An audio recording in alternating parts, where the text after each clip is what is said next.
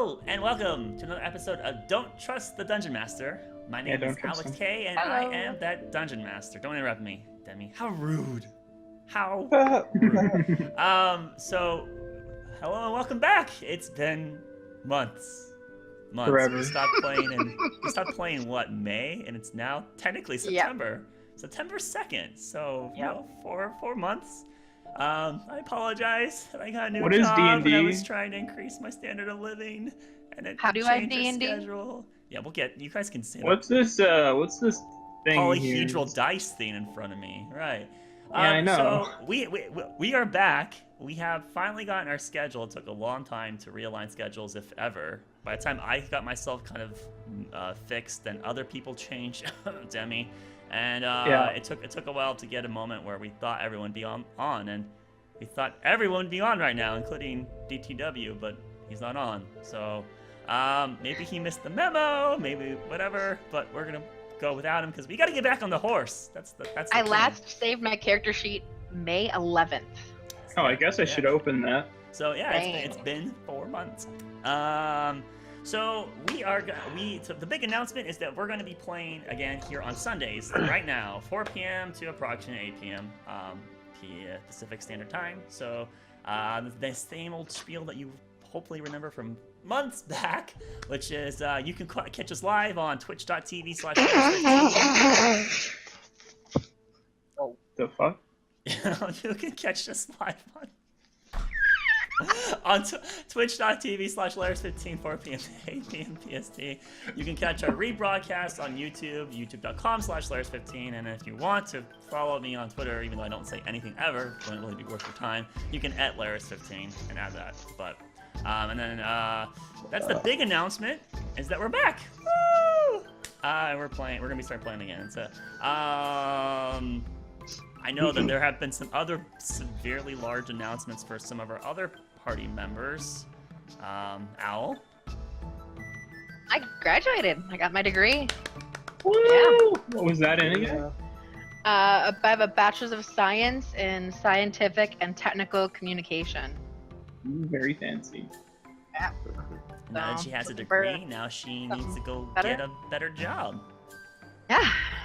And then, in other news, apparently I may become a focal at my current job? Oh, BTC is gonna consider. Yeah, they're adding like they're adding 4 new people to my building, and so they want to make someone a focal over there because there's so many people now. Oh man, yeah, they're having a huge amount of Well, because they had a VLO, so they're having to fill spots now with non-billing people. Okay, but the thing is, they should then be hiring new people in its place. I mean, in my area, Boeing's hiring massive amounts of people right now, and I'm actually expecting, in a year, they're going to have layoffs because they're overhiring, but maybe not. Right. I don't know. In my area, they can't hire for like X amount of months, essentially, for certain like levels of jobs. Right, because they just did a VLO and they can't hire because like, if we don't need people, we can't hire new people in its place, right? Right. That's the whole point of that. So we'll see what happens. But usually VLOs are more like, we want to get rid of the people that have, the really high reoccurring pay rates, and they want to get rid of them. Right. Well, then they extended it to a lower bracket than I think they initially wanted to, and so we lost tons of people in my area. Oh, it's horrible, but we're making it work. And we'll see what happens. But with that change there, it's given higher demand for you, and then if there's gonna be more people there, they need a focal, and you are the most wisdom and experienced person there. So hopefully that works out well for you. We'll see what happens. Okay. Anything else that's been over for the last 4 months? Just living life. I mean, we're getting ready for our trip next year to Europe and trying to plan some things out. But other than that, not too much else is new, really, that I can think of. Okay. Yeah. All right. How about you, Mark? Yes, Mark. Gosh, I have to remember names. Screw you, don't have to use my legal name. You just mutter that? No. You sound sick. Let me turn that up to 200 real quick. Yeah, I am sick at the moment. God damn it! New job, yay. Oh, what's new job? That's awesome. You're always sick. You were like sick. Screw you. When you got 80 You got 80 kids you deal with every day. You're bound to get sick. True. That's why you just like That is constantly so wear true. like a gas mask at work and teach them like, you know. I wish. All right, Then well, I've been in so trouble with y'all them to being do the Pick sick. up some Asian culture and wear one of those masks. What Is else? that all Yeah. they're doing? What's up? Is What else new has happened job? to you for the last 4 months? New job, right? I mean, that's pretty big, right? Yep, salary, new job, Mhm. salary. Don't have to work Teaching weekends no kids. more. How old are the kids you teach? The worst age are middle schoolers. Okay. Oh, sorry. And what subject do you teach? Yeah, the worst. Social studies. Social studies. Ooh. So he's I actually like that class he's though. the history teacher. Yeah, social studies. So was fun. if you're doing middle schoolers, that's what like. So for me, that was I remember Middle Ages was in that. Like 6th to 8th grade, basically, is Japan, middle Japan, school. When Japan's dodgeball history, was the so best. Feudalism was and samurai. What eras are Samurai? you primarily teaching? I am U.S. history, mainly. Oh. Yeah. So was that what U.S. history? Is it like colonial, or is that the entire like a brief overview of all We're U.S. covering history? entire U.S. What history. year was the Battle of Gettysburg? Really? Oh. All right. Well, I'm let's so bail you done. out of this. I try to run away from work and everything, and you want to throw it at me. Okay. Moving on to Dustin. Oh, you got it. Yes. Last time we played, wasn't I in the middle of moving? Mhm. Yeah. You Yeah. had Alright. just moved in our last episode, I think. Nice. Well, I'm here now. Hello. Last time I was here, I think I was just on the road to BC. I'm living in BC now, over in fancy little town, city.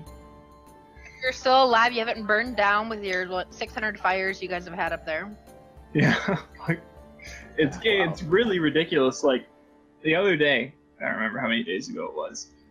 The air breathable level was 11, and 12 basically means don't go outside or you'll die. Oh wow.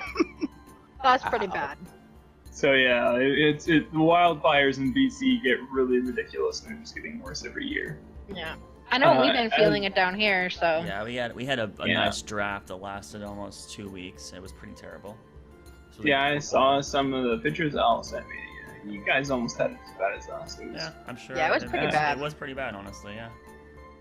But My asthma did not like it at all. I bet not. Just living here was like smoking 12 packs of cigarettes every 2 weeks, I think the news Yeah. said. Well, it's just every cigarette you smoke is a minute off your life, and if you're smoking a whole pack, that's like 12 Horrible. minutes per pack. So, yeah, you should be mad at whoever started that fire. Yeah. Actually, a fire was started around where I live by 2 kids. Luckily, Yeah. they came forward soon enough that it got put Wow. out right away. That's I good. But it got pretty bad for a bit. I would be mad at those kids, and that's crazy. I would There, I There think was a about brush 90% fire on my way to of the work the other fires that day. are happening here are actually set by people, is what it said on the news. how much? 90? Yeah, something like that. Jeez. You look at a You have map some of BC. terrible people up there. You look at a map of BC, and we're more like, here's a fire, here's a fire, here's a fire, than there is any green space. It's ridiculous. Because they're Canadians. But anyway, Okay. my country burning down aside, I got a job. So that's pretty cool. I'm no longer fast food. I'm actually in a restaurant now, There you go. Serving or cooking? cooking. Okay. He's And yeah, you're cooking. trying to be you were trying to go into culinary, right? That's what your Yep. goal, your aspiration. You're That's my sous- goal. I you're need a 1 sous year chef here, right now, and then I'm right? gonna. No. I'm a prep cook / line cook right now. Fine. Okay. I work at a sports bar called Okay. the Great Canadian Grill or something like that. Great Canadian Pub. Okay. Very Canadian. Lots of sports. Alcohol is half off. Do they sell Canadian bacon? That's any Canadian bar, isn't it? Half off all beer. Yeah, if you work there, it's half off. And then every day is like a special for something. Okay. Lots of Well, people got new jobs, man. Yeah, new jobs across the board. Almost. I'm Uh, almost there. I'm almost And there. then I remember that Dagan got his EMT license, Yes. or Oh, yeah, he cert, did, didn't so he he? actually can clear that. That was kind of Ooh. part of the delay of is just like having everyone finish up these big things. Al finishing up her degree it was almost kind of convenient, right, that we stopped them because it lets you focus, right? Mhm. Yeah. So Yeah. and you got it done. So semi-convenient, but now here we are now at this point where we're just so disconnected from what was happening, what our characters were thinking, our relative emotional state. Is something happening? We all haven't had a conversation really either. Something about a basilisk? So we also, I mean, keep in mind, it's not just the players that have disconnect, it's also your DM too. He also gets severe disconnect. So viewers, just FYI, a little warning to you, this episode and maybe the next few episodes might be lacking in quality just a little bit. The likelihood of a plot hole has never been higher, let's just say. So please take that with a little bit of... Alright, and so that's major announcements, unless anyone's got anything else to throw out there now. Anything else to whip? No? No. Nope? Okay. Cool. Go, jump into it. So, with that... Wait. Laris, how do you play D&D? How do you play D&D? Yeah, you roll a dice when I tell you to roll the dice. What are these dice for? Those are... Alright, so let's open the players. Page 1. Alright, let me just go and get that real quick. Alright, so let's go ahead and just... So it's been a long time. Oh, there was another announcement. That's right. So I'd like to announce, this is not a one-shot. I like this announcement. Stream says one shot. It does, yeah. Does it? It does one shot Oasis. It should say DTT. Mataki's coming back, It boy! should say DTTDM. Arkelya is back with an exclamation mark underneath it. It says D&D one shot, Oasis. At least on my Twitch. Oh, I did the wrong thing. There's a Why, there's a hello there. Alright, I'll fix It's that. me, Monty. It's nice to meet you. I will fix that. I'll fix that. What's very good, There's y'all? apparently 2 fields. There's a go live notification and there's also a title notification. Alright, there we go. Oh, who is this beautiful tiefling So my next to me? email will probably be right, but the website isn't. If you Okay. get, I don't have notifications on for my stuff. Yeah, for well, I Twitter. just never turned them off, so I just get well, then you might have automatic just been notifications spammed when you go multiple live. times because I tried to. I was like, why isn't it working? And then I had multiple. It Okay. works. So the other announcement, the last rule announcement, which is actually kind of a big one. So it was last August is when our group formed in the first place. And so technically, I know that we were kind of on a hiatus, but this is our first episode since our previous, very first episode. Our first DTTMD game was August 18th, 2017, and we are now September 2nd, 2018. So technically, it's been a year. So I've known Happy 1 year. Demi Woo! and Petite now. We've known each other for a little bit over a year. I know the last couple of months now, 4 months, a quarter of a year, no, a third of a year, have been hiatus. But Right. that is the reality of that. Still talking to you. Crazy. Interesting statistics. We have had previously 29 sessions is what we had. This would be the 30th session right here is what it would be. We have streamed 23 episodes. This should be the 24th episode. In game wise, our characters have existed for approximately 2 months. Is how they, from the very beginning of when we started the gates and then we opened it. You guys, so like the very first characters of Demi and Auric and Roderick, when you guys all kind of came into Fort Tall, that was theoretically 2 months ago from your character's perspective. 1 year in real life, 2 months in fictional time. And those are just some interesting statistics that I wanted to throw out there. So we are technically 2 years old, even though I know it kind of feels like I don't want to say that because the last third of the year we weren't doing anything, right? But real I'd life, like to say it counts. and yeah, well, it's counting. I'm putting the flag down. It counts. So we're technically 2 years old. Woo! And then hopefully we can get back on it and get going again, and then slowly things will then morph themselves back into what we were previously. No, I did not buy a cake. That'd be great, guys. But I mean, I guess I could The have. heck, Laris is I no live cake? alone, so what am I? I'm just gonna buy a cake for myself. Yes. Get a tub of ice cream on the side. Obviously, come on. That's how you live a healthy lifestyle. Get some chocolate syrup poured on top. Yeah, why Oh, not God. just stop there? Let's get caramel on top of it and that strawberry imitation one. Just throw it all in there and then throw it in a... Yeah, anyways. Yeah. Just Alright, put it in that's the a blender with bit some chocolate far. milk. Is it a bit much No. there? All right, so Bit much.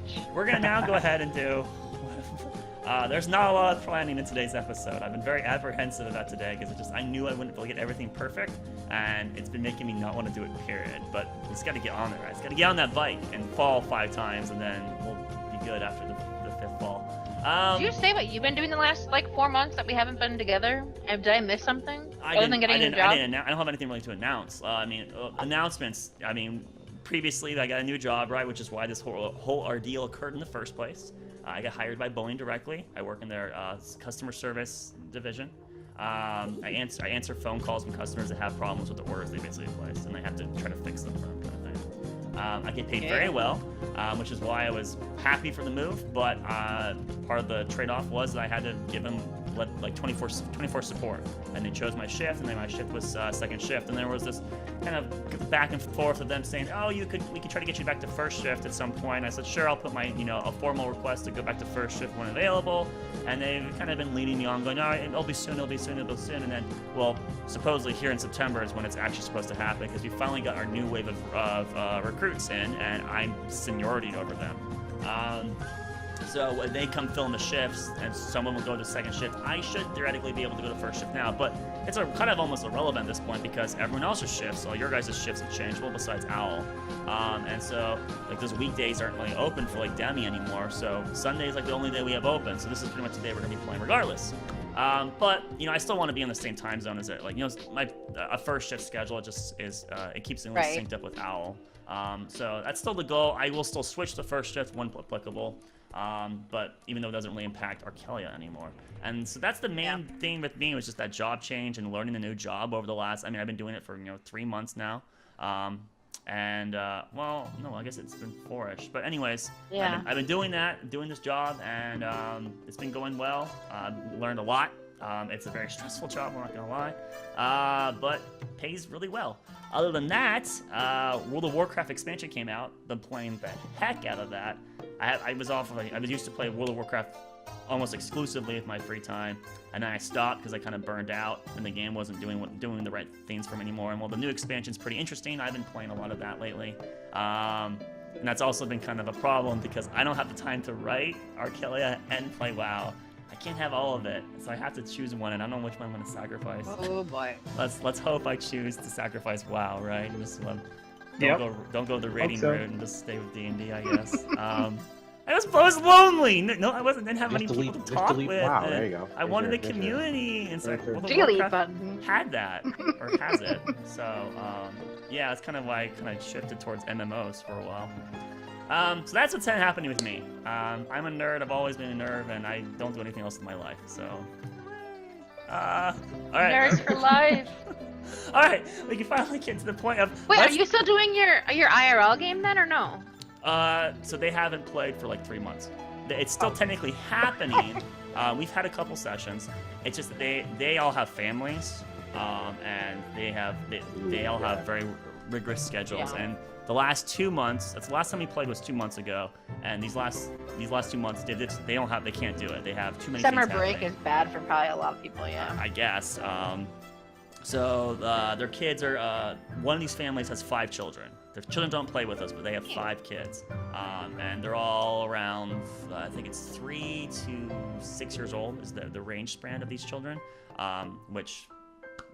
With school coming back up, I guess it's going to help potentially. But we play on Saturdays, so we still are playing. It's just that haven't played the last 2 months because they've really packed schedules, and so they're actually.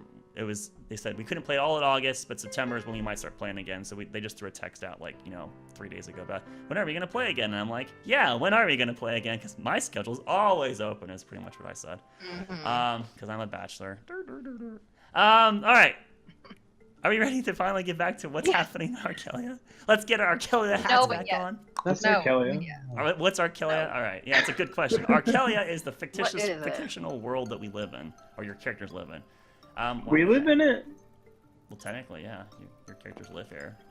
I like that. All right, anyways, so since it's been so long, a third of a year, we're gonna start this episode off with kind of just a recap. I know this is gonna take time. I know that usually my recaps are much more long-winded than they should be, so I'm gonna kind of try to do an abridged recap of kind of the major events that happened thus far, and kind of get us back up to speed. So, The planet that we live on is Arkelya. Our characters come from a country called Windheim. Windheim is currently at war with a neighboring country to the east of it, called Arkelya. I don't know if it's called a country, but it's a group of tribal orcs. Anyways, they've been at war for about the last year, and a military draft was implemented in Windheim that started our game. Basically, our initial party of 4 individuals were kind of swirled together because they ended up in the draft, and they were dropped off at Fort Tall on the eastern border of Windheim in the mountain range, Elorn mountain range. And that's where they met, and they kind of did some basic training. They went on a survival exercise, and when they came back from the survival exercise, they found Fort Tall besieged. Now, they came rushing in to try to help keep control of the fort. As they came inside, they found the fort was pretty much at the edge of falling to pieces. And they were told by the leadership inside that there was a very important person that needs to get out. And so our group was tasked with escorting this individual safely out of Fort Tall before it fell. And so that's where our party escorts this individual, and they meet our beautiful party member now, Lady Evelyn Zastira, the daughter of one of the High Council, or the High Seated of Windheim. And they retreat northward into the Elorn mountain range with Lady Evelyn Zastira, who now basically has joined our party at this point, but at the time, she was just kind of a third wheel, I guess. You guys retreat northward our party retreats northward into the Midan mountain range. Some really weird shit happens. They meet an angel, or they rescue an angel, I guess. Is the fast way to explain it. They find some roaming orcs that had broken through through Fort Tall, and it looks like they're looking for our party, combing through the mountainside. Our party runs away from them, and they find a giant fissure inside the mountain landscape, which may or may not have been caused by an explosion that happened when they rescued the angel. They basically run into the mountain, this giant fissure into the mountain, when they start poking around there, and they find a long-forgotten civilization, I guess, that was sealed off, a dwarf empire, the Midan Empire, and they end up falling right into, or more like climbing up, right into the Temple of Thorns in Midan City, where they meet several unique, very charismatic dwarves. They kind of get captured by the Midan dwarves, brought before the High King Landry and Highsworn. Gosh, names, they're gonna have to come back to me here. And get interrogated to a degree. They manage to do well enough. They don't get beheaded on the spot. No public executions. Good for them. One party member does get thrown to prison, though. That was Haname, our dragonborn bard, who's no longer with our party, unfortunately. That person's left. But they were thrown in prison and kind of used as leverage to convince our party that they should go explore the Midan Mines. Our party agrees to go explore the Midan Mines, despite a bunch of superstition and terrible stories about what goes on there. Our party uncovers that the Midan Mines have basically been not sealed, but an area you should not be traveling, and no one should have been traveling over the last century or so. So our party goes in there pretty much trying to figure out what's happening in the Midan Mines. Really spooky shit, really weird shit's happening to them. The landscape inside of it changes as they move around. They start seeing and hearing things that are there for one moment, then they disappear when they turn around, stuff like that. They eventually uncover a plot, or what they surmise to be a plot, of a very ancient, powerful creature that was slain long ago, or at least thought to be slain long ago. That is being revived or being freed or something along that line, and they try to stop it. And unfortunately, they don't proceed fast enough that the creature does get back to existence. They then combat the creature at this moment of its regeneration, and fare okay. However, in the process of fighting against the creature, they do lose one of their new party members, Duro. Duro, unfortunately, our dwarf ranger, did not make it through the encounter. He dies. But they do manage to survive the ordeal through another party that apparently dispatches the creature in front of them, and they survive through that effect. So Sarath vanquished, not through their hands directly, but through a scuffle they had with it. And then Durogon, the group regathers themselves and just proceeds going in a direction because they don't know which way is out, and they're just trying to get out of the Midan Mines. It's too dangerous, since they're trying to retreat. And so as they flee one direction, they do eventually pop out of the Midan Mines, and they find that they're on the other side of the Midan Mines, which as they go out this other angle, they come across a destroyed city. There doesn't seem to be any living inhabitants in it. They find a bunch of undead shadow-like creatures that are trying to assail them and kill them, or consume them, or however you want to phrase it. They leave that town called Stone's Rest, and they come to Hammerhold, where they meet the very bold Captain Miles, who basically is very uneasy that there's visitors from the other side of the mines. She thinking that means the dwarf monarchy is going to try to exert its dominance again on this other side of the mines, and that they've kind of been doing their own thing for the last century. She's predicting bad blood, and I guess what does she do? She asked the party if they could deliver message to the actual rulers of Kurat in her stead, because you guys being races that don't exist in the mountain, it'd be more evidence and be better fitting if you went rather than her, because, I mean, they could dispute any letter she writes just thinking she's mad, but if you guys are physically there yourselves, how can they dispute that evidence? And so you guys agree, and then you make the week-long trip, basically, from Hammerhold to Kurat itself, which is the kind of like the, I don't want to say metropolis, but the headquarters of the colonial dwarves out of the monarchy's control directly. Coming to Kurat, you guys get captured. It seems to be a repeating motif. It's great going to jail repeatedly. Thrown into jail for about a week. In every city. Well, maybe if you didn't do such ludicrous things. I don't know.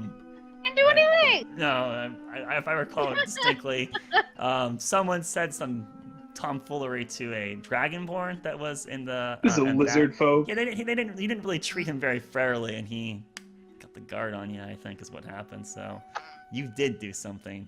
Whoever did it, one of you did it. Whoever did it, that's what happened. So, it was not Evelyn. It was not Evelyn. That's all I She know. wants to make a public statement. It was not me that did this. So, okay. You can check the tapes. So That's it. Pull up the footage. We're bringing this back. So, with our continuation of our abridged storyline, of course, we're missing tons of details, but we're kind of trying to make this faster. There's just a lot of ton of details that we are going over, including important pieces. You guys thrown in jail, and then you're brought to the Three Hammers, the council that. Wait, is it the Three Hammers? Oh gosh, whatever. I think that might be the WoW's version of it. I don't remember what the name of it is at the moment. It's gonna take me a while to remember all my stuff. Either way.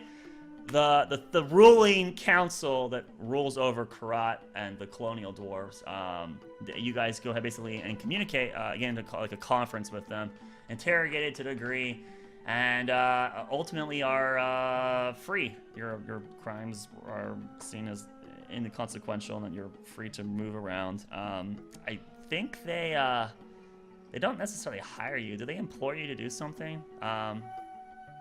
I don't think they really do much. They said that you can help if you'd like, if you want to go back to Midan and try to, smooth No, they things tried over. to get us to help, and then we did a big argument about how we don't have to do what they want.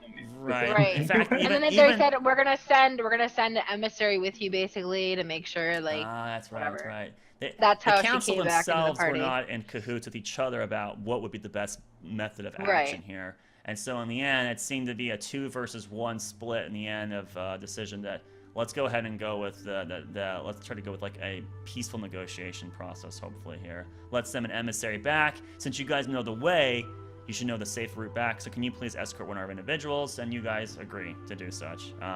So with that, you guys kind of hang around in Kurat for a period of time, run into an enchantress of sorts. Well, enchanter and an enchantress of sorts. There's 2 different ones you guys run into. Get some interesting gear for once. You get a bag of holding, I think. who I think Doma, Yep. Doma holds the bag of holding. Finally, you guys have a magical item that seems to have use for you, right? It took a while. Yeah, I don't I got a shield too, I think. and so you guys then wait around for this emissary. Find out the emissary that you're going to be talking with is none other than Captain Miles herself. Is going to be the escort that's going to go. Oh, She doesn't seem very happy about the ordeal, but she has to do it as orders are orders. So you guys then from Kurat head back to Hammerhold. One of our members gets petrified by a basilisk in the process. They retreat back to Hammerhold. But along the way, they recognize that apparently he has a salve that will cure petrification. They break through his bag, use the salve. He's no longer petrified. That'd be our new member, Call, our Tabaxi monk.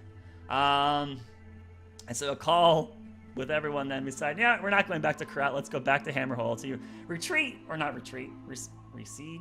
Either way, you head back to Hammerhold. Get to Hammerhold, of which Captain Miles picks up two of her soldiers underneath her subordinates, Reese and Genevieve.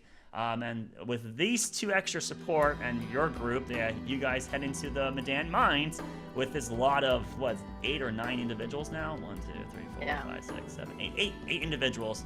Making your way back to the Midan Mines, trying to get to Midan itself to find out what Midan's goal here is, or long-term goal here with reopening the mine or getting the mine back open. And so that's kind of where we left off, is that you guys were moving through the Midan Mines, seeing that it's mostly vacant. You haven't run into anything that's attacked you yet. There were the shades along the way in Stone's Rest, but you guys avoided any incursions with them. As you made your way through the mines, you did hear some whispers and more weird shit that seems to just happen in this fucking place. And you guys, in exploring, we can use that term loosely, you came upon a chamber that has a bunch of cages stacked upon cages in the room. This place seemed very familiar to some of you, Doma specifically.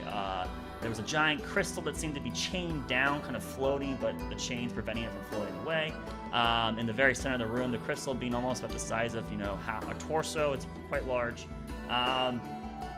And you just saw a huge array, a pile of bones and armaments from what surmised to be dwarven kind, just scattered around the room. You guys dug your way through these belongings, found several possessions that you're not sure what they do. You found a shit ton of gold, a lot of gold, that you guys kind of shuffled into your bag. And after spending a good 30 minutes poking around and looting the hell out of this place, you guys come to the conclusion there's not much more you can do here. You kind of back off, and then Evelyn found a quest item, we'll say, right? A pair of sapphire, 2 circle sapphires connected on like a little elastic band, more or less a hair tie. And recognizing that they were requested by a ghost, Belbrand, at Stone's Rest, to try to find that item, to find the fate of his daughter. You guys Evelyn's gonna come to the conclusion that maybe she knows what's happened to the daughter at this point. You guys then decided to break the crystal in the center of the room, which caused a giant, not necrotic, but giant force explosion that sent most of you reeling back, clattering the wall, I believe. If I recall correctly, Doma got super hurt, right? From that? Doma, what's your current HP? Let me look. 50. 50. No. You got trucked. It was like 30-something force damage. I never Annual healed you, and I think a call, but...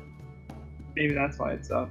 I don't know, because apparently I didn't save my health point. Oh, perfect! How convenient! Isn't that? Well, we're just gonna have to assume that I'm fully healed. I'm trying to find the rest Laris. of my notes, though. Alright, well, we'll just assume that you are fully healed. This definitely happened. I'm just gonna subtract annual spell slots to accommodate for it. That's what I'm going to do. So annual. I mean, this is part of the problem. My last notes are all of the stuff that we looted, basically, is my last notes. We'll just assume that everyone's fully healed, but if your spell slots have been consumed, please keep that accordingly. Such. I know that Roderick was using fly magic to read read the But then we text in the take a temple. rest between that though. I thought we rested, which is why probably my health was back up. I thought we took a long rest. You have not. Didn't We were rest? back on the road. We We have not long we had rest gotten after the explosion. rest. Though. The explosion has literally happened then- within the last theoretical 5 minutes of our character's pausing point. Oh. So, but I don't think Yeah, you were in the the explosion. explosion It was just 2 people. I think Doma and one other. I just don't remember who the other person was. It was Roderick, actually, because they were taking shots at the crystal. The 2 of them, Doma, like, not hitting the crystal, basically. We missed Roderick it. Oh, got yeah, Doma- Roderick Doma- getting Doma- irritated. Doma- Roger comes in and he starts shooting the same exact fucking weapon, basically, like it's gonna do any better. Eventually, it breaks, causes an explosion. So Roderick and Doma should be hurt. Roderick, what's your health at? 21. 21. All right. So let's go ahead and That means I get. shouldn't. So Anneal's gonna rush up to you because it's like half your health, and she'll go ahead and throw a level 2 cure wounds into you. You will. Well, actually, I have to roll to see if it works. That's right. Okay, it works. Heal. What is that? Oh God, math. 10 plus 6. Yeah, 16 plus level 2, 4. So heal 20 HP. Roderick is what you heal. And then God, Doma, math. I'm just gonna make her have dumped 1 level 2 and 1 level 1 into you. So you should be pretty much full HP now too, Doma. Okay. Sure. I'll kick it up to full.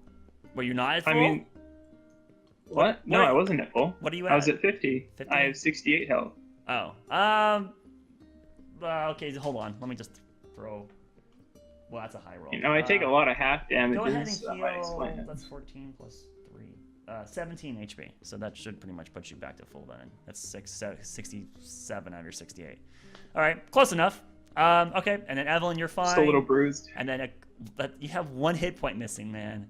1 hit point. That's not even a bruise. It's a nick. Where's a call? I have to get call up here because I need him available because I have to play his character. The call is at max health. Okay. All right. Woo! What a long explanation there. This is kind of so. This giant explosion just happened a moment ago. Roderick and Doma were blasted back into the back of the cave, where you guys hit the wall, impact. What's up, Gosu? And Soar getting up. Anniel rushes up to the 2 of you, heals you guys back up to your respective healths, more or less getting you back to your feet. The dwarves are like the 3 dwarves with you. They Reese runs up to you, Doma helps you back up to his feet. Captain Miles and Genevieve help Roderick back up to his feet.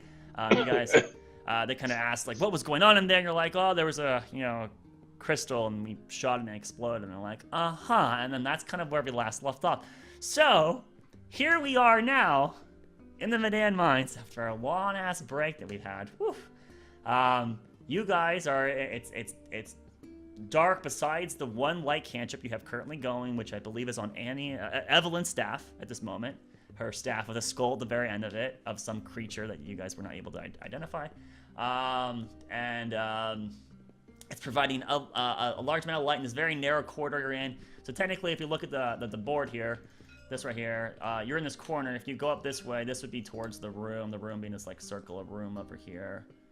Well, that's a terrible drawing, but there were cages in there, but the cages were just bent, warped, and mangled to hell and back after the giant explosion. Any item that seemed to be in there previously has been turned to puddle, basically.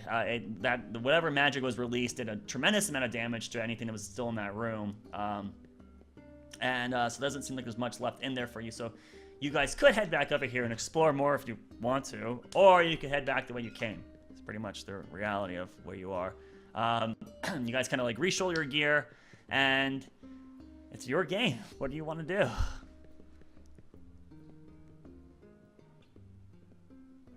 All right, back in the horse seats. All right. Oh, that's right. You have goats. That's right. You have goats with you. Yes. We It was a have goat, goats that's what it and was. 1 vortex. That's right. Never mind. Call was not because the call was helping keep the rams or goats or whatever they are. He was keeping them calm or trying to the best of his ability. And none of them ran away. So he's had moderate success with that. So we have a Vortex and we have a couple 7 rams here with us at the moment. These kind of weird albino-ish looking rams that have pale white eyes. Their noses are like a very bright pink reddish, huge pink, white fur, very long, kind of drapes over their faces and over their eyes a little bit. You see, they look a little startled, but a call there is still holding them and preventing them from like fleeing at the moment. Well then, did I believe if everyone is okay, then we should get going? Yes. Yeah. Oh, you know what? That was interesting. Good thing to be here. The music not appropriate. Let's fix that. That from Fable? I'm so that is happy. Yeah, I was using happy using cheery times. music for us coming back, but as we get back in the game, music very important. Let's get to the playlist everyone loves. No. The Outside the Mountain playlist, because we were teleported No, away. that was the music we were just listening. I was gonna say that. I think that was what we. Our just happy heard. track is just not the mountain track. I love And that. we'll never hear the out of the melt music ever again. We're gonna. This die is us here. now. This is our jam. This is This you is guys. our the mysterious death creepy march. music. All right, so back to the Oh. dreary. Some the good old terrible. wind chimes where there is no wind. Best music So ever. it's cool. We're talking, mid 50s temperature. So it's slightly uncomfortable, but with the amount of clothing you have on, you're able to be okay. So we're out of the cave then, or we're out of that cave thing that we were It's just literally in, right? like That blew up. 30 feet behind you. corner. You could go Yeah, right that- around the corner if you want to Alright. go back into it. So you've looted a large amount of And- objects of varying degree of potential possession. I don't even remember all the ones that you guys looted. I have it marked down. I wrote but- down I have a ton of shit written down, Alright, which you we guys can got a do as lot well. of I have some crap. shit too, yeah. a lot of crap in there and a lot of gold and things. But are we before or after Stone's Rest at this point? You are in the mine, literally in the Midan Mines. So Okay, you went okay, back okay. into this giant. From your make a history check. This is the room where like Sarath was being resurrected. Is that what That's we are? right. No, okay. no. Oh no! This it's a was an different room. We're past offshoot. that. So This so was an offshoot off another thing. Oh, I'll right. make this check. We were I'll we just- were I'll walking just along give the it- circle and we found this little room. No roll Ooh. necessary. So you guys surmise that the mine itself is kind of circular in structure, and if you go one way, Right. it's just going to come all the way back around. And when you got to the Right. T intersection after Stone's Rest, you could have made a left or a right. You guys So we went the way we hadn't been yet, right? You elected to go right first. You found a temple. You're not sure if it's the temples that you've seen previously or not, because you don't know how many temples there are. Exploring this temple, Roderick was able to read some of the text in it this time when he was not previously able to do so. Right. And then you guys went to this area, which was a very tight bottleneck where your rams would not be able to get through. Right. Basically, they're just Right. they're wider than you guys are. They are large creatures, and so they weren't able to fit through it unless you're going to use some method to like burst it open. You guys didn't elect to do such. You said let's go the other direction. So you turned around and walked the other way around. And so now you basically went back to that intersection where you now make a left, and as you make it around Right. down here, you find these like other catacombs that you could explore, and you guys, I think it was Evelyn heard something down one of them. Yeah, I and heard wanted- a kid, I think, kid laughing or crying or something. Yeah. Yeah, that's what the depression points were about. Correct. because- It was That- it was in yeah. lieu of this, I'm sure. So, so viewers, since it's been so long for me, and there's a disconnect, not everything, I can't remember everything I was doing anything, and we're just going to etch out that depression thing. So at this I point, thought it got canceled when we broke the crystal anyway. I don't think I No, it officially didn't. said that to her. So either Oh. way, Evelyn, Removed it from my character now sheet, you yeah. feel a weight off your heart. You feel that system no longer exists at the moment. We'll maybe re-explore it in the future, but you do not feel that depression anymore, right? So I don't want to have some kind of like, DTTM stat later of Evelyn had this depression this entire time. No, it's been scratched off the list. 2 months later, oh man, I've been depressed this whole time. Right, that could have been like a seed of darkness that could have planted in her, and then the very last boss, it had to bloom, right? I could have, but that would I would've, that like- would be unfair because of the disconnect. rude. So That'd we're be gonna just horrible. scratch it off the record there. Okay, so geez, a lot of orcs being spammed in pizza slices, or is that Doritos? Doritos. Okay, so Yep. the room's behind you. You guys are here in this corner. You could go back into that circular room where the cages were, and all the items that you saw, where the crystal was, or you could start heading back the way you came, more or less. So what would you like Well, to do? I think we need to keep moving forward the next- way we were going to get back to the other side of the circle, right? Yeah, we were trying to reach Yes. the big room so we could go to the elevator. Climb up. Well, guys, I would. No, You guys we hear passed some, the big like, room. rubble We're on behind the other you. side now. The room that you were leaving, or the room that you were just in with the crystal, you hear some stone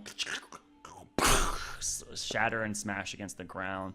There seems to be like a little bit of a disturbed Stableness? earth in the air in the room behind you. We should probably get going.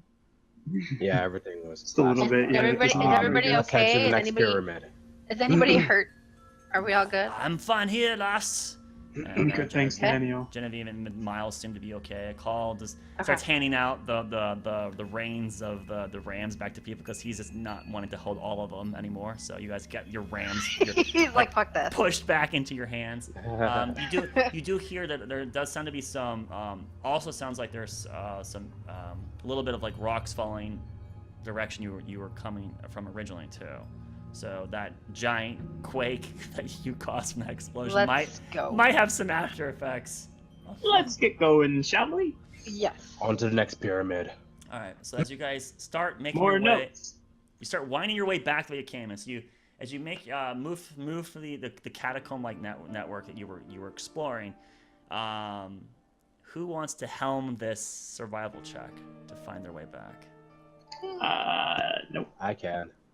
Okay. That's fine. I believe in you. All right. Roderick. Oh, there goes my luck.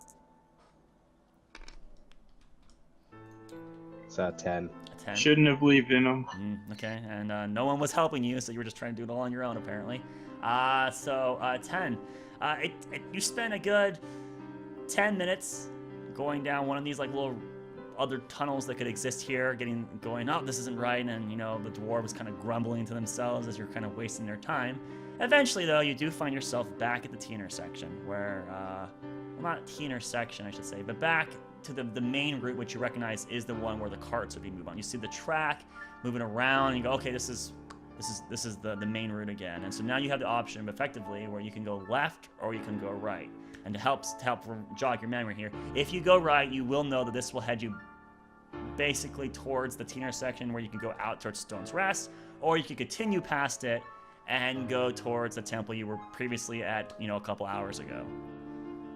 So the unexplored option would theoretically be the left. You would know that at this point. So which guy do you guys want to? Left. Alright. Left it is. All right, so you guys make a left and start traveling on here, and there's a slight curvature in this mine shaft or shaft-like hall you're in here. It's about 20 feet wide. There's a little cart rail and the hugging on the left side of it that kind of moves around. Curving with it, there's a bend to the right. Effectively, is what you see. Enough space where no one's having to be uncomfortably shoulder to shoulder or anything like that. There's enough space to move around, so you guys kind of stagnate yourself around, forming into your little cliques of whatever the heck you are. So Evelyn's probably next to Roderick, and Doma's probably trying to be near Aniel. Ikal's just off on his own because no one cares about him. That's not true. Call. No. And so the several dwarves seem to be communicating with each other, but they're talking like hushed whispers, nothing really loud or vocalized. And you guys start making your way down here. At this moment, though, you do hear Miles chirp up. Did you find anything interesting in that previous room? A few things. Yeah, a few things of interest. Anything you wish to divulge or share with the rest of us? Well, I think I know what happened to. Oh my gosh, what was his name? Beerbrand? No. Firebrand's daughter. Yes. Bellbrand Fire. And I hold out the elastic Fireforge. with the two Bellbrand sapphires. And then his daughter, just to kind of help, is Ramilia Fireforge. Ramilia, yeah, that's right.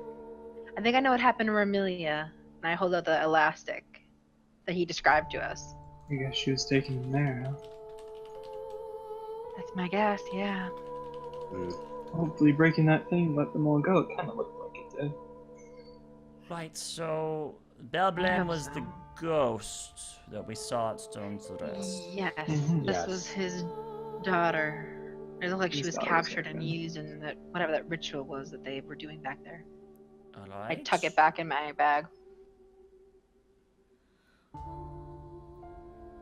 Other than that, we got some potions, I think is what I have down here. Roderick, you are able to read a little bit more about the pyramids and that transfer of energy stuff. Don't tell me what I need. I'm just kidding.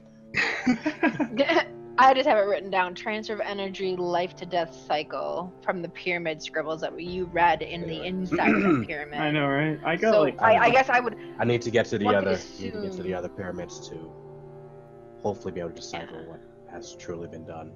Right. What's weird blood gem that I can't remember what it's from. Is this from Sroston? Yeah, it's from Sroston. Cool. Okay, is for anyone else, is Demi basically just muttering to himself?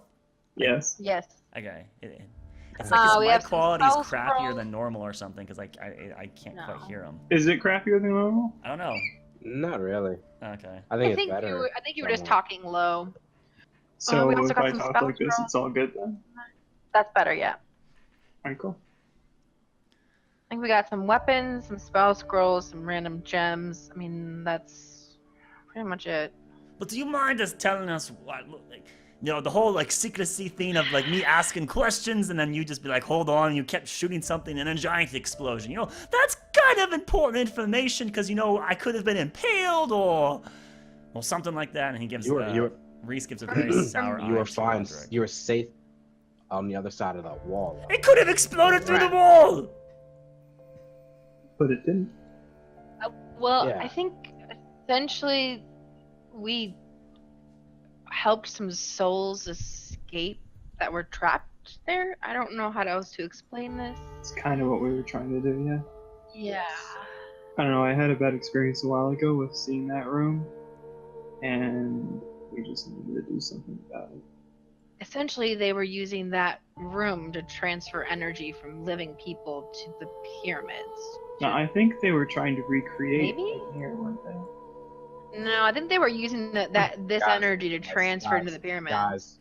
Guys, the speculation. If we just head to the other pyramids, we can. We are. Information. We're on our way. Let's just keep I the know. speculation. At least for now, until we get a little more information. Yeah. Right. So, in short, you think there's like the souls trap, and Captain Miles like just rubs her temple for a bit. Never mind. I don't even want to know. Let's just get going. And she kind of like flicks her reins as her ram and picks up the pace just a little bit, and then the group kind of gets corralled moving forward down this right-hand bend. You guys continue traveling. There's not as many options of different offshoots to choose between, and it kind of resumes this relative motif of effectively what you're more accustomed to, which is there's just one path going forward or backward, not a lot of options. And eventually, after, Remind me, the middle of. Is there any of that? Remember that the green line or whatever in the other tunnel? Is there one here too that makes the circle complete? there hasn't been a green line in the mine at all. After That was when the pyramids were going. that existed. That ceased. It was to exist. only then, right? Right. So effectively, once Sarath came to existence, back up. that Right. seemed to have disappeared. Okay. I just want to make sure. Thank you. All right. So after another couple hours, you guys do eventually now find yourself entering into a very large open room that seems to have a very, very, very, very tall ceiling. And there's a silhouette dancing off from your light of a 200 by 200 by 200 pyramid structure in front of you. And you recognize that you have found either a new one or a previously discovered temple in front of you, seeming to have this symmetrical geometry kind of placed around on the temple itself, as well as into the circular structure of the chasm that you're inside of it. You guys are currently at one end of it. I'm gonna make my way into the middle to see if the center area is disturbed at all. Okay.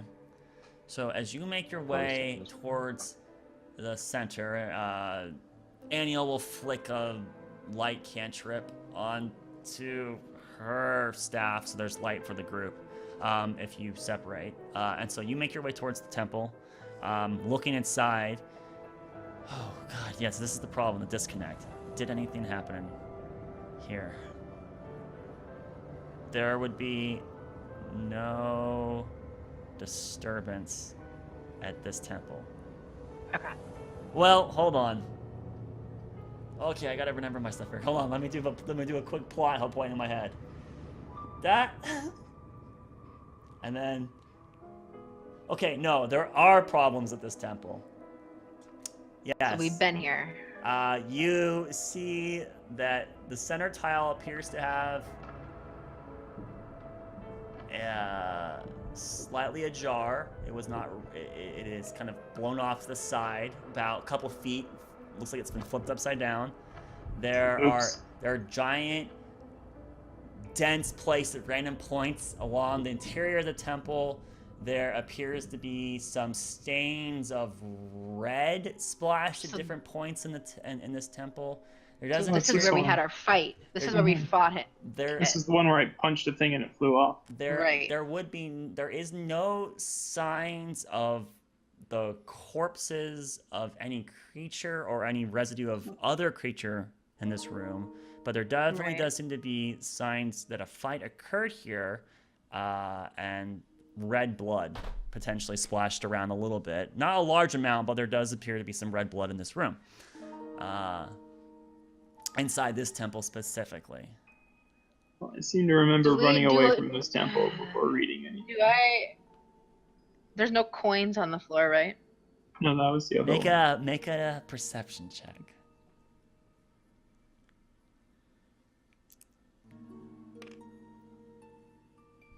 Natural 20. God damn it. With investigation, no perception? Perception.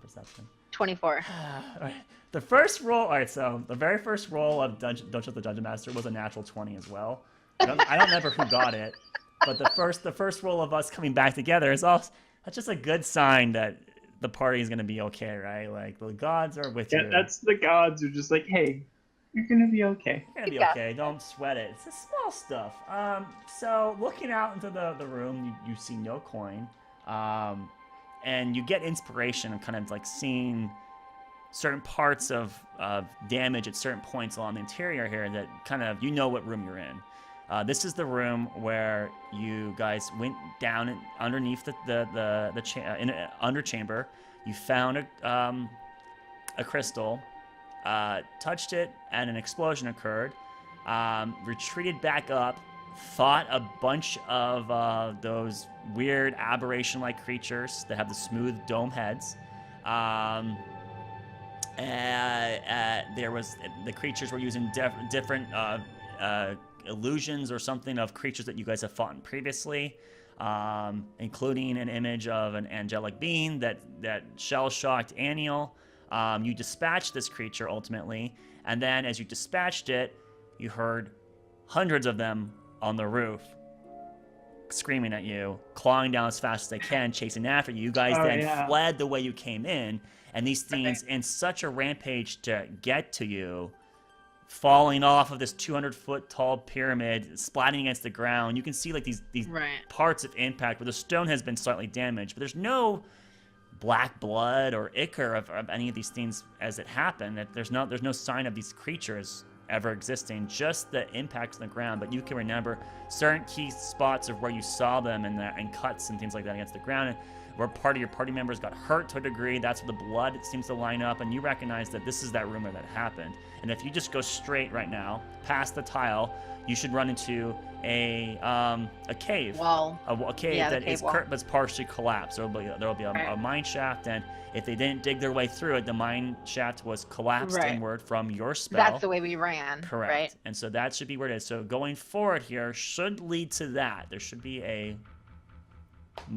mine shaft that's collapsed in front of you, and it's only going to be, a couple minutes into that mine shaft where you should run into into the rubble. Now you don't know how much damage that fireball has done to the Right. structure there, so it's depending degree, but you're expecting to run into a collapsed tunnel. No.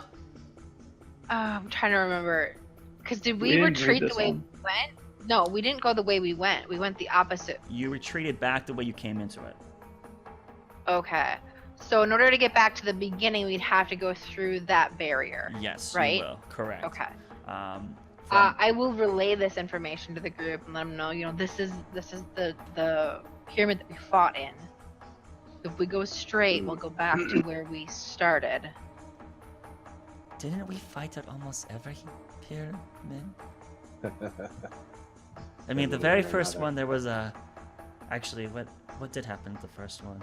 Annie was kind of like trying to remember. Is there? There's not a. This isn't the one that Roderick died in, right? That's the other one. There's two. No, wait. Is this the right one? And die. No, because this one we ran from. So yes, this is the second one then, right? Because we went to one and then we went to another when we backtracked, right? Don't The look at first me. one, I wasn't with you I went all. up and touched the giant green light, and a ghost appeared. Yeah, this isn't the. Shit. So that was the first one. Are there ramps? Make an Are there intelligence ramps check, in this Evelyn. one? Evelyn, make an intelligence check.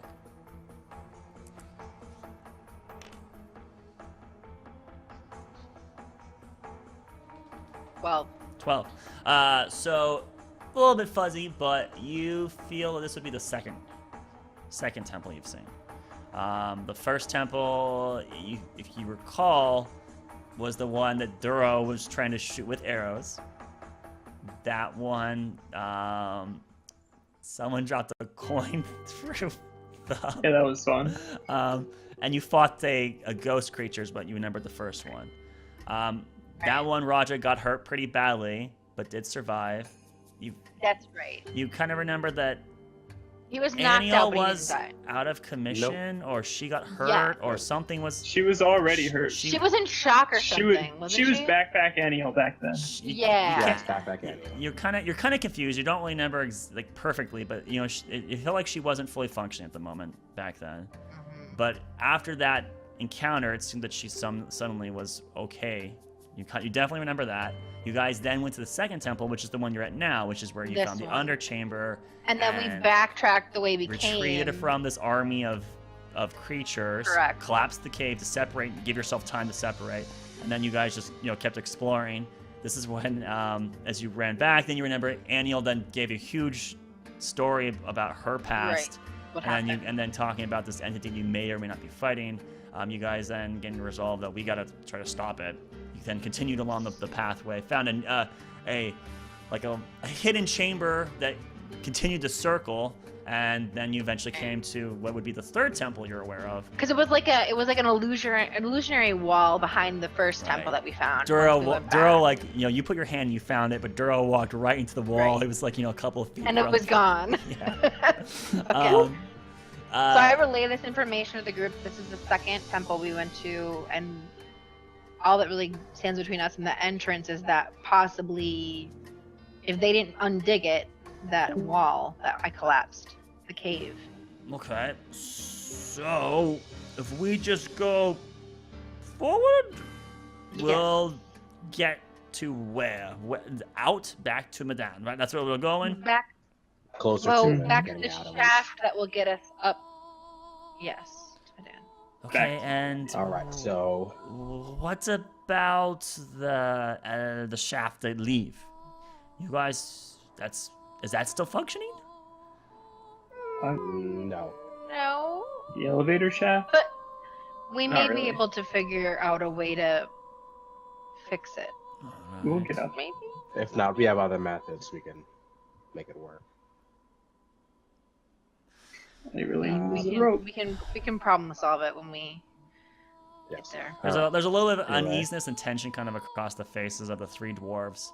Ikal's shit. tail bounces up and down a little bit. Like Ikal seems to be interested, and he's thinking to himself, and there seems to be kind of a little bob to his tail as he's very animated with that thing. Basically, when we came down the elevator shaft, it kind of crashed, but maybe if Yeah, we that do some was fun. investigation, we can figure out a way to repair it and get it working again. Or we can just climb up the shaft. That too. Mhm. Some of us can fly. So You hear a That was stone from moving. behind you Oh wait, break Roderick, off the did part we of the read wall. this one? I think we were too busy running for our lives. I couldn't really make out much of anything for this one anyway. I'd have to revisit each all of them. Anyway, wow. Wow. Roderick, before we leave take the out his You pen never and read paper, this one. and he would begin to There we go. check out the walls. All right, so you move up to one of the corners of the interior of the temple, and there's these I'll go with them and there's these give them away. giant like arch supports that are built into the corner of the pyramids that moves up towards the center of the ceiling, and along there's text, and as you get closer to it and you start examine it, you can read this text, and well, previously the first time you were here you were not able to, but now you are, which is odd, but you shrug it off, going, it's more important about what's happening here. So with your ability to read, you start reading over this language that you have no idea what the language is, but you understand what its meaning is. Go ahead and well, what its literal meaning is. Please go ahead and make an investigation check just to help you deduce what's it kind of referring to.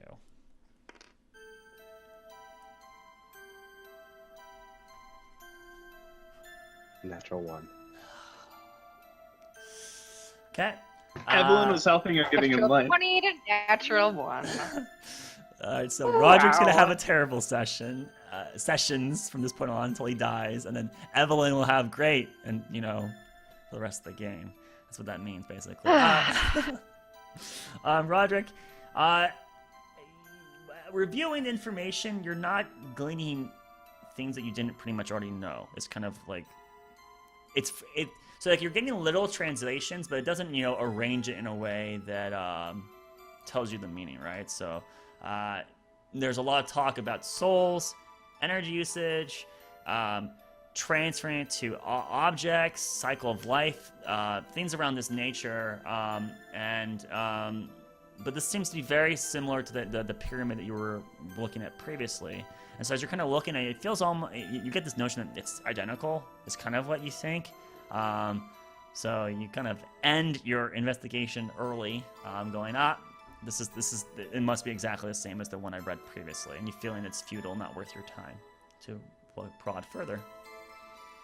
Good thing. Yeah, didn't I write it down? Yeah, that's something I wrote it down already. Okay, cool. All right. So spending 10 minutes with one of these archways, you go, okay, this is I'm pretty sure this is identical to the previous one, so we don't need to squander time here.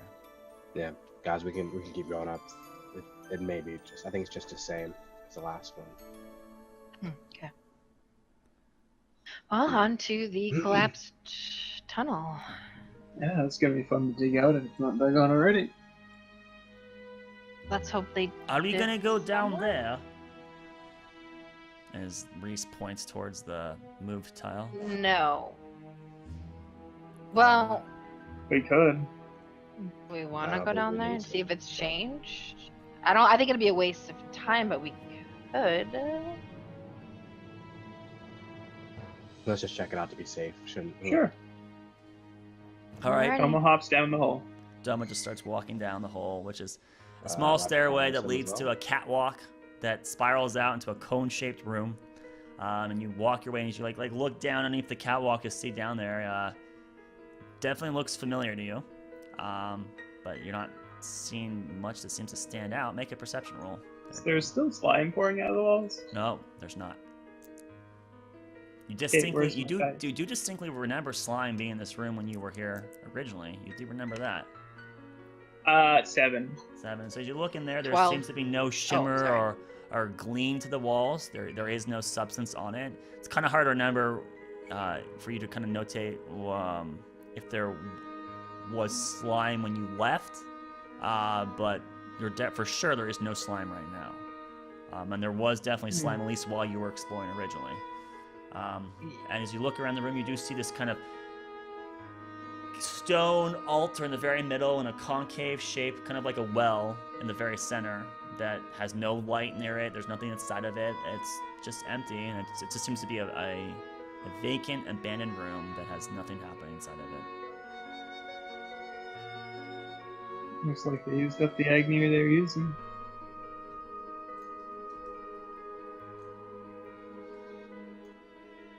Anyone actually come with me? Is there anything else around otherwise? Nothing seems to be standing out to your party at the moment. Can we see those lines in the walls more clearly now? You do see those etchings in the wall, yes. It's a bunch of mumbo jumbo to you. Let's just be frank, Doma. Yes. Interesting. While you can cast magic, it's way over your head. The way you and your magic works, it's not. This ain't my thing. It's not scientific magic. Yours is kind of like comes with your deity or whatever.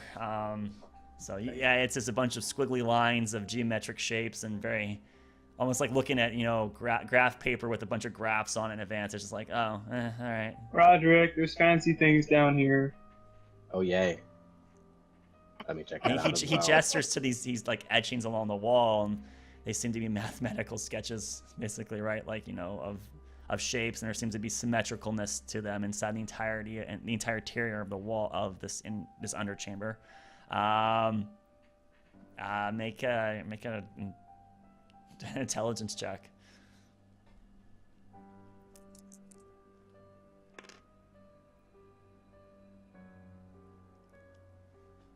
Oh man. All right, that's a 12. All right, you're on a roll. Better than a 1. You get the notion that these are conduits for energy to transfer through, kind of like highways or similar to like a circuit in a computer, right, or a chip. Basically, it's designed to have energy get funneled into certain paths, and it's used in some sort of magical ritual or magic pattern in the first place, which you kind of already surmised previously when you were in this room. It's not new information to you. You get the notion that in the very center where the altar is where the energy source or battery would be, and then it would then draw out along these lines and then gets distributed to the temple itself, which you're not sure of anything out there, what's happening out there, but you, from a quick guess with your 12, you go, it's probably then temple redistributes it as a foci down towards, across the larger ritual circle that then transpire, the one you guys witnessed, to then accommodate the ultimate spell, which you are guessing is the regeneration, revival, breaking, or whatever the heck it is of getting Saroth his form back, effectively. So you just kind of feel like this is just part of the entire piece of the puzzle, is that this room right here is just, the center. This is where the battery was, basically, and this is how it drew the power out of the battery. All right, shall definitely have that relayed and kind of usher everybody back up. So then party back up the stairs. You guys are back in the center of the temple with your mighty steeds, and there doesn't seem to be much standing out to you currently in this room. So what would you guys like to do? Should get. That was fun. Shall we go down the tunnel? So with that, the party, with your getting back on your rams, you usher them down towards the route that you guys collapsed, and you find the mine shaft. As you near the mine shaft, you very quickly do see there is rubble currently in this mine shaft. However, there does appear to be a displacement of it where there is a path for a creature to walk through. It's pretty narrow. We're talking probably in the ballpark of 10 feet. The rams should be able to fit. They should, but it's going to be a little cramped. And they can go through it if you would like to. Yeah. Sure. Let's do it. Okay. So as you guys start maneuvering your way through, and you get past the rubble, thinking back upon it, you go, well, it's quite a trip, as you guys kind of like tell your dwarf companions and Tabaxi, because they haven't been on this before previously. that it's going to be, you know, a couple more hours before you should run into the next, what do you want to call it? Spectacle, which would be another temple, is pretty much what you tell them. Specifically now, we're talking in the ballpark of probably, 2-ish hours, 3-ish hours, somewhere in that ballpark. And so the dwarves kind of like nod to you as you guys then continue your journey, going off in that direction. At this point, you guys have been up for, gosh, how long have you? No, you did sleep near that intersection, and then you went into there, right? Because as you came back up, you slept here. So I thought we had slept. That's why I don't. It was before the. We were explosion. so hurt. The Before ghost. we right. looted. So it's pretty much like when you first came past Stone's Rest, you got to a T intersection, you made a right. When you Yes, when that's you where we went, when you went to the camped. Yep. when you went to the right and you came back up, they went to the same T intersection. You slept again, basically that T intersection. So Right. based off of approximation here, and that's 5. So you probably it's 2.5 hours. Yeah, I'm gonna think that you guys have been approximately awake now for in the ballpark of 4 to 5 hours. So there's definitely daylight for you to burn. You're not tired. When you move here to the next spectacle, you'll be pushing another 2 to 3 hours. So you'll be awake for about 8 hours. So you still are not, I need to sleep yet. Is what it comes out to being. So moving forward, it's very uninteresting. There doesn't seem to be a large amount of things that stand out from you guys. You've come through here once or twice before now, and it's just a room that turns to the right, and there's like every now and then a little bit of like rubble on the ground, but nothing seemingly that stands out to any of you that would attack you or be a danger to any of you. After a couple hours of traveling here, though, Evelyn and Roderick start hearing noise coming down the hallway of kind of like a very like metallic sound going ting, ting, ting, and then there sounds to be like a little bit of like a murmured shout or two coming down from the hallway that you guys are heading towards, or in the direction you're heading towards. All right. So he would kind of whisper everybody to shh, I hear something. And let's try to approach quietly. Okay. Maybe you should go ahead. I can go do it if you would like me to. Sure. So Call dismounts off of his ram, throws the reins up towards Doma. Doma, you kind of catch onto these leather reins, and then Call then crouches down and goes into stealth. Yeah, that's gonna work really well. Wow, great job, Call. That's not sarcasm. He rolled a natural 17, so No. his stealth +8, yeah, 25. All right, Call, 25. Whee! He's gone. So the Call bends down and then goes around the bend, and he disappears for a minute, 2 minutes, 3 minutes. And you guys are trying to get a little uneasy as he's been gone for a period of time here.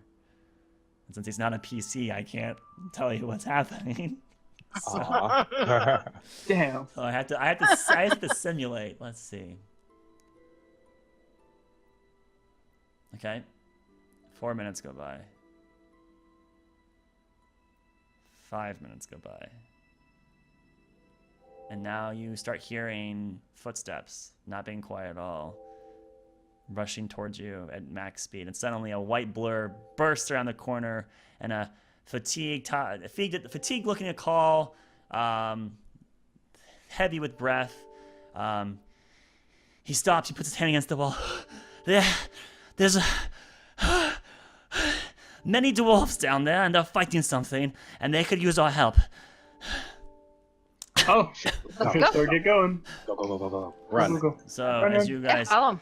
Wait, we're on our steeds. We're gonna, let's clip clop a little faster. Gallop. So as you go down here, you're not launch your steeds off into a full Where's their coconut? full gallop and preparing yourselves for combat. Nicole manages to jump himself, but he'll end up in the back of the group now because it takes him a while to remount. He's probably faster than his mouth. Oh, but he's been running for 5 minutes, so he's a little tired. That's fair enough. All right, let's see here. Okay, this room. Where is? That's not that one. Where is it? Right. So it's gonna look something like this. Actually, that's wrong.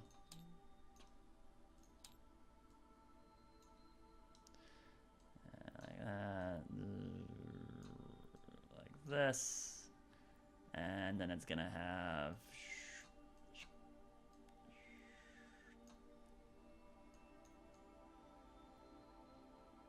like that, and then there will be this. Not to scale. Let's just get this straight up out of the way right now. Map is not to scale. We'll treat every square as 10 feet in this environment here, FYI. Okay. And so you guys appear right here. And now with this, the call will be in the back because he hadn't spent time there. And then Miles. So Evelyn, Roderick. You guys can start anywhere in this chamber, basically, but you got to be in front of a call. So call is literally back here. Doma, you can put yourself wherever you would like to as well. Sorry, I was just looking at my mount's movement speed.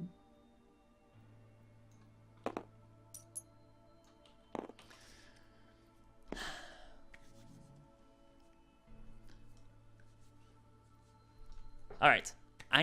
So as you guys turn around this corner, go through the hallway, you see a very large pyramid-like structure, another temple in front of you, and you see a bunch of dwarves in very bronze-looking armor, and there's a whole bunch of them with like pikes and axes and such, and they're kind of like there's like a pike line as they kind of try to stab this giant crystalline creature in front of them. It looks like it's probably in the ballpark of around 20 feet or so tall. Definitely a huge creature.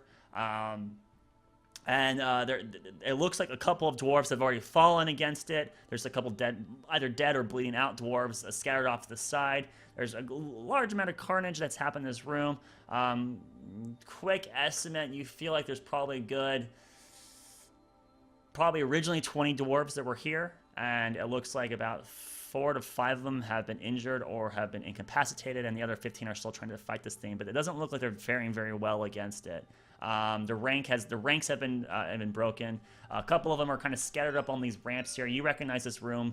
These ramps will lead you up to this over here, up to the top, which is about 150 feet in the air, and then there should be a mine shaft that leads you towards the elevator.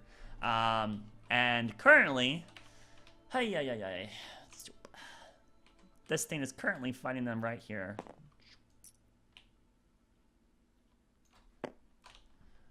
With that, can you please all roll initiative for me? But of course.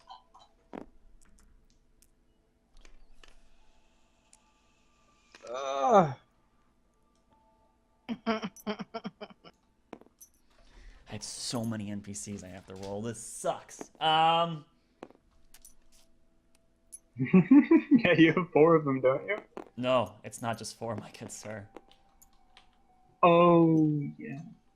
So we're gonna spawn 15 little guys to get butchered here. Butchered in front of you all.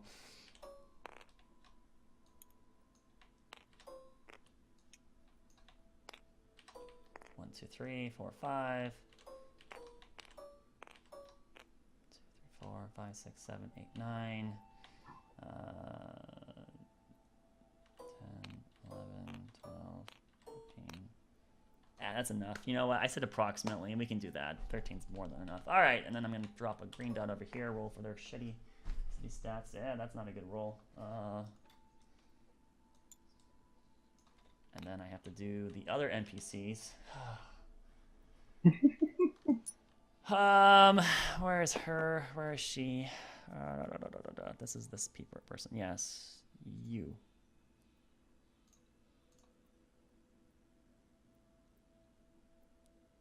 +1. Where is she? It's one of those things that you have too many NPCs to control. Its life sucks.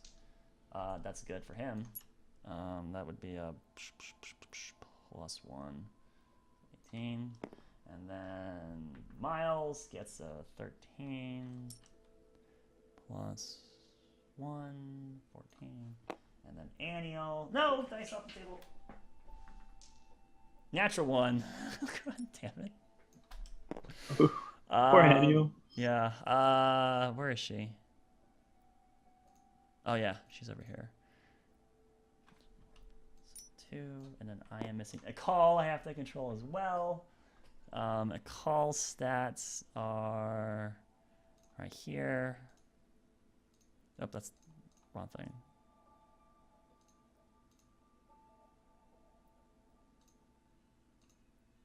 There he is. He has a +5, so that becomes a 20. Okay, and then, yeah, that should be all. That's the initiative order. God, that's a large initiative Holy order. shit. All right, and then I have to get music. Sorry, so many elements you have to drag around and deal with. This. So.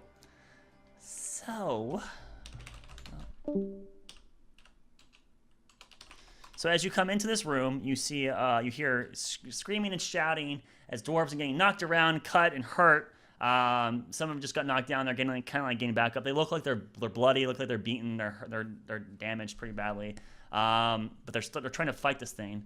And you know, there's a good 5 to 7 injured or incapacitated dwarf bodies a lot in this room already. The creature seems to be not terribly damaged. It seems like you've seen like one of them kind of try to jab its pike right into the creature, but it just kind of scrapes right off the crystal, not seemingly to actually find purchase against it. Please tell me it's gonna work. Good. Okay. So first person to go would be Akal. Akal's gonna jump off his ram because he doesn't want to get hurt in the fray, and he's going to then go 1, 2, 3, 4, 5, 6, 7, 8. That's 40 feet. How fast is his movement speed again? Why do I have to know his character for him? 45 feet. All right, he gets one more.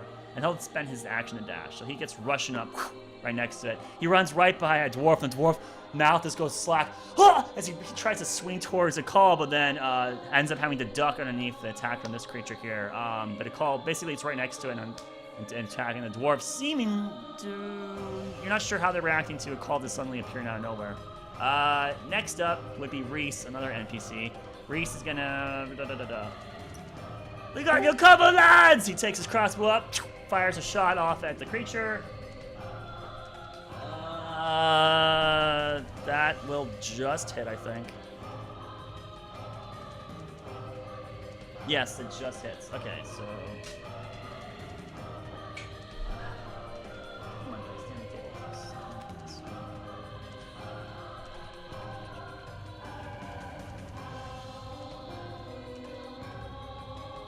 Sorry, there's just so many tabs I have to bounce between here because there's so many NPCs. 2, 9. All right, Reese's turn ends, and then it would be Doma's turn. So Doma, you see Reese's shoots his light crossbow, and you do see it actually does impact in the creature, but the arrow, as it penetrates a little bit, it doesn't go as deep as you would expect it to, and it seems that it didn't do the damage that it should have done. And Reese is already like knocking a new arrow into the crossbow, and he's starting to wind it and pull it back at this moment. It didn't seem like he was terribly interested in what it did, just more that he needed to get a shot off. So it would now be Doma's turn. What do you want to do, Doma? Bloody cat's always so quick. And he jumps off his thing and dashes over there, trying to catch up to a call. Okay. So you spend your turn dashing, right? Yep. As you rush past these dwarves in this clad like bronze armor, they look familiar to you. like they seem very similar to something that you recognize not terribly long ago. I shout out, "It's okay, we're here to help." And then there's like a reply. You hear Dwarven screaming, "Hasrish!" All right, moving on to Captain Miles. Captain Miles is going to. Speak Dwarvish, you would know. She's going to sprint. 1, 2. Yeah, he knows 3, Dwarvish. 4. What'd that mean? You don't know Dwarvish. Roderick knows He does. Dwarvish. Roderick, yeah. Roderick, yes. What'd he say?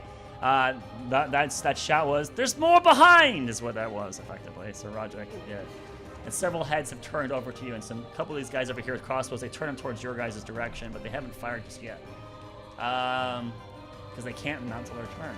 Alright, and then it's Captain Miles. She just rushes forward with her warhammer. She flips it out, grabs 2 hands on it. And then it would be the creep. No, actually, we'll have Genevieve go first. So Genevieve is going to go 1, 2, 3, 4, 5. 1, 2, 3, 4, 5. Fucking dwarves are slow, man. Holy shit.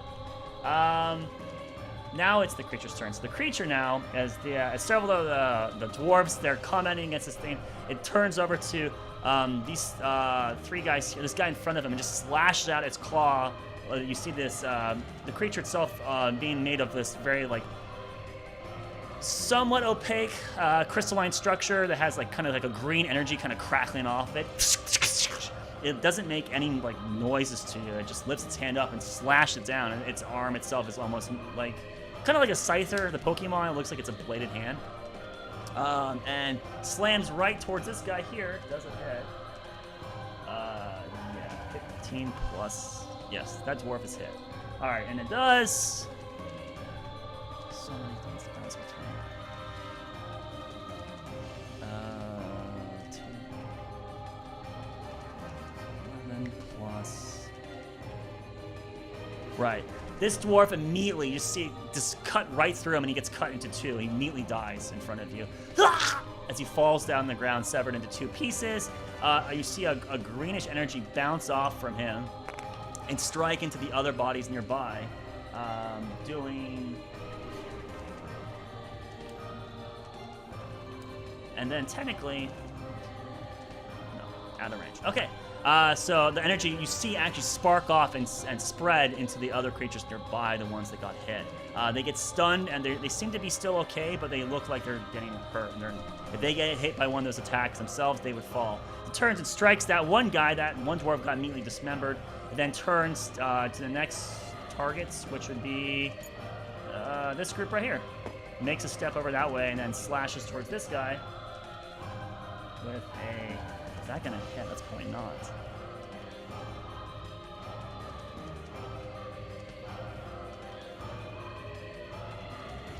Yes, that is a miss. So it swings down, the blade goes right into the ground, and you see upheave the ground a little bit. Energy shoots off the side, but doesn't actually dissipate into any of the dwarves. That's the end of its turn, and now moving on to Evelyn's turn. Evelyn, you're up. Alrighty.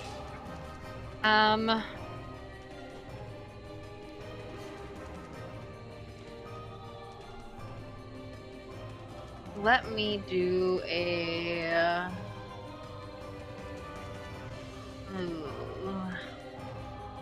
I'll do a chromatic orb with fire. I'll just do level 1. I just want to see what happens. Okay. So you fire chromatic orb, fire. Go ahead and roll the hit, please.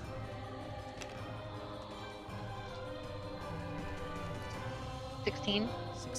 16 just misses. You see the orb and this energy spiral in your hand, and it flares out a diamond towards it. And as it actually does touch against the creature, you see it kind of almost bend just a little bit off its body, and not actually find enough of a purchase to hurt it. So it does not seem like you hurt it.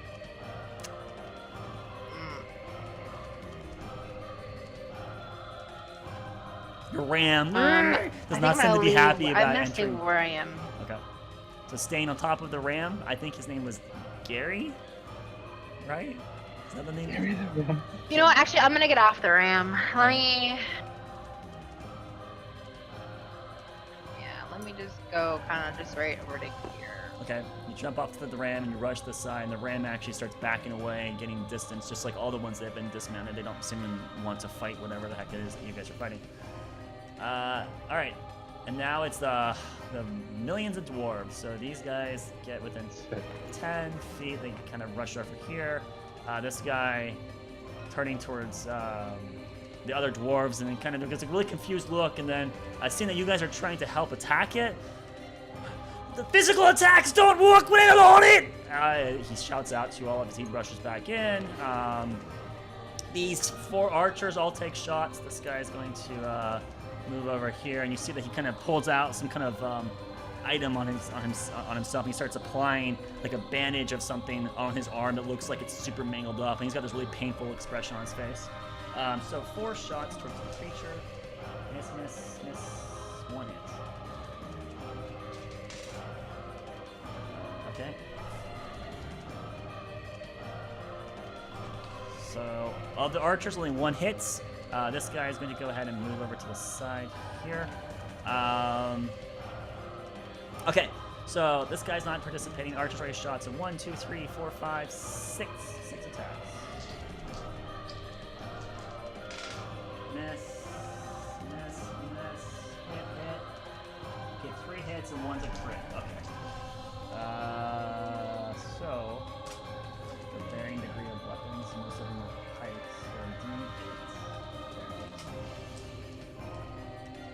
D8. 8, 12, plus the crit, or an extra 6, 18.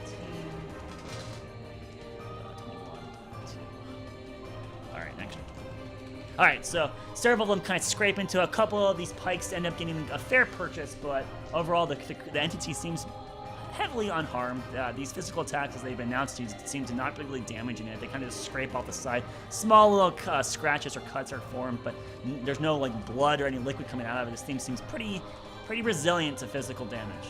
And that's the end of those guys' turn. And now it's Roderick's turn. Okay, perch atop the ram. Do I know? Looking at it, do I know what it is? Make an Arcana check.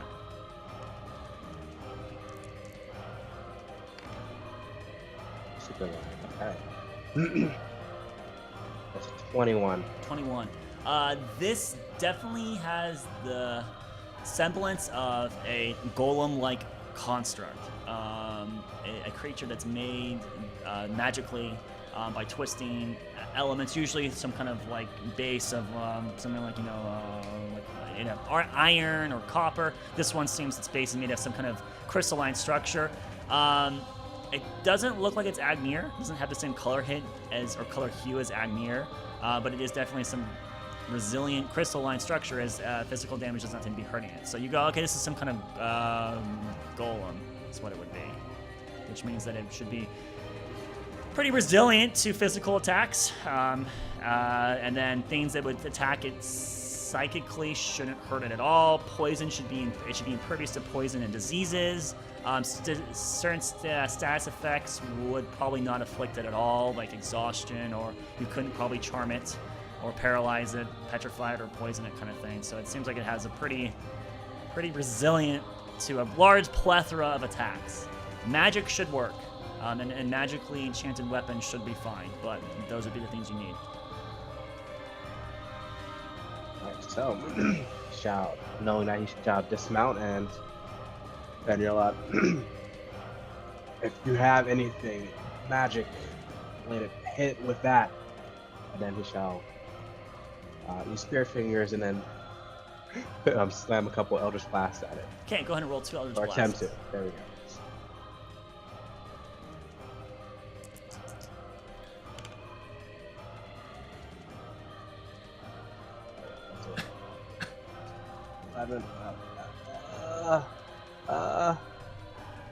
Alright, 19 is the lowest. That means both hit. Go ahead and roll damage for both. So you spin your hands together while you're still on your ram. You fire two of these blasts, these greenish gray energy. It's kind of spiral and helix together. Both impact into the shoulder of the creature, and you see part of its stone's body kind of break off in small little pieces. How much damage you do? 19 total. 19 total, not bad. Alright. Okay. So you've done a fair amount of damage to it. It seems to be still more interested in the creature, the large plethora of creatures in front of it at the moment. So, anything else in your turn?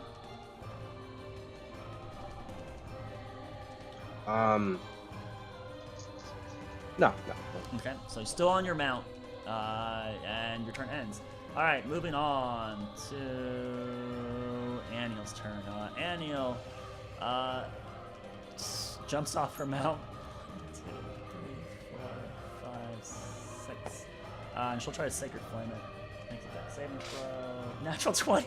Wow. Well, we get it. We know that Aniel still apparently can't hit many Sacred Flames. The creature dodges this radiant spark strikes towards it, and the creature either knowingly or luckily just seems to move to the side, and the energy strikes into the ground, and there's a little bit of a glow after effect, but nothing happens.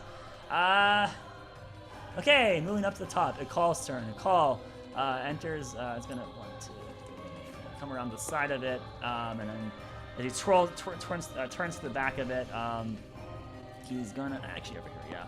He'll then lay 3 attacks, 2 of his unarmed strikes, and then all of his unarmed strikes. Actually, that's right, because he's a weapon.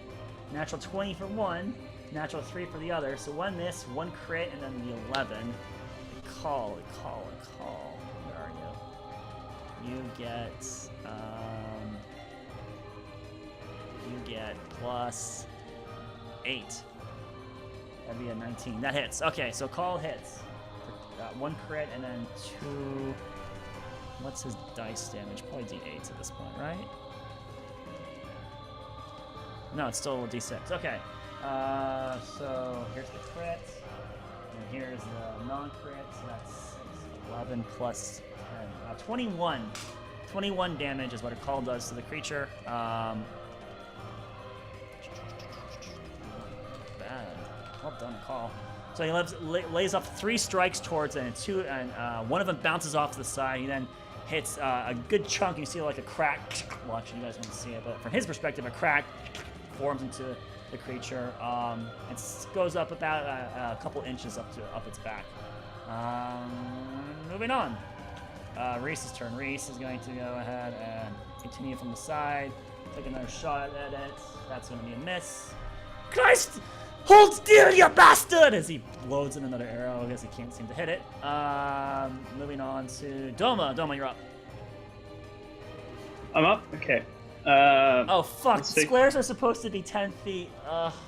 Whatever. Oops. Keep them 5. Alright, we're done. Whatever. I've already done it 5. Keep going. Shit. Yeah, I was thinking, how do they get to it so quickly? Oh, right. Because I didn't do my table right. Alright, anyways. Go ahead, Doma. I'm gonna try and hit it. Okay. 17 plus whatever. Okay, 17 is its AC, right? Yeah, cool. I mean, maybe. I mean, maybe. It might be. I mean, a 16 was just plus. a miss, so... Aw, darn. How much damage you do? I can't find my combat stat. Smiting it for level 2. Okay.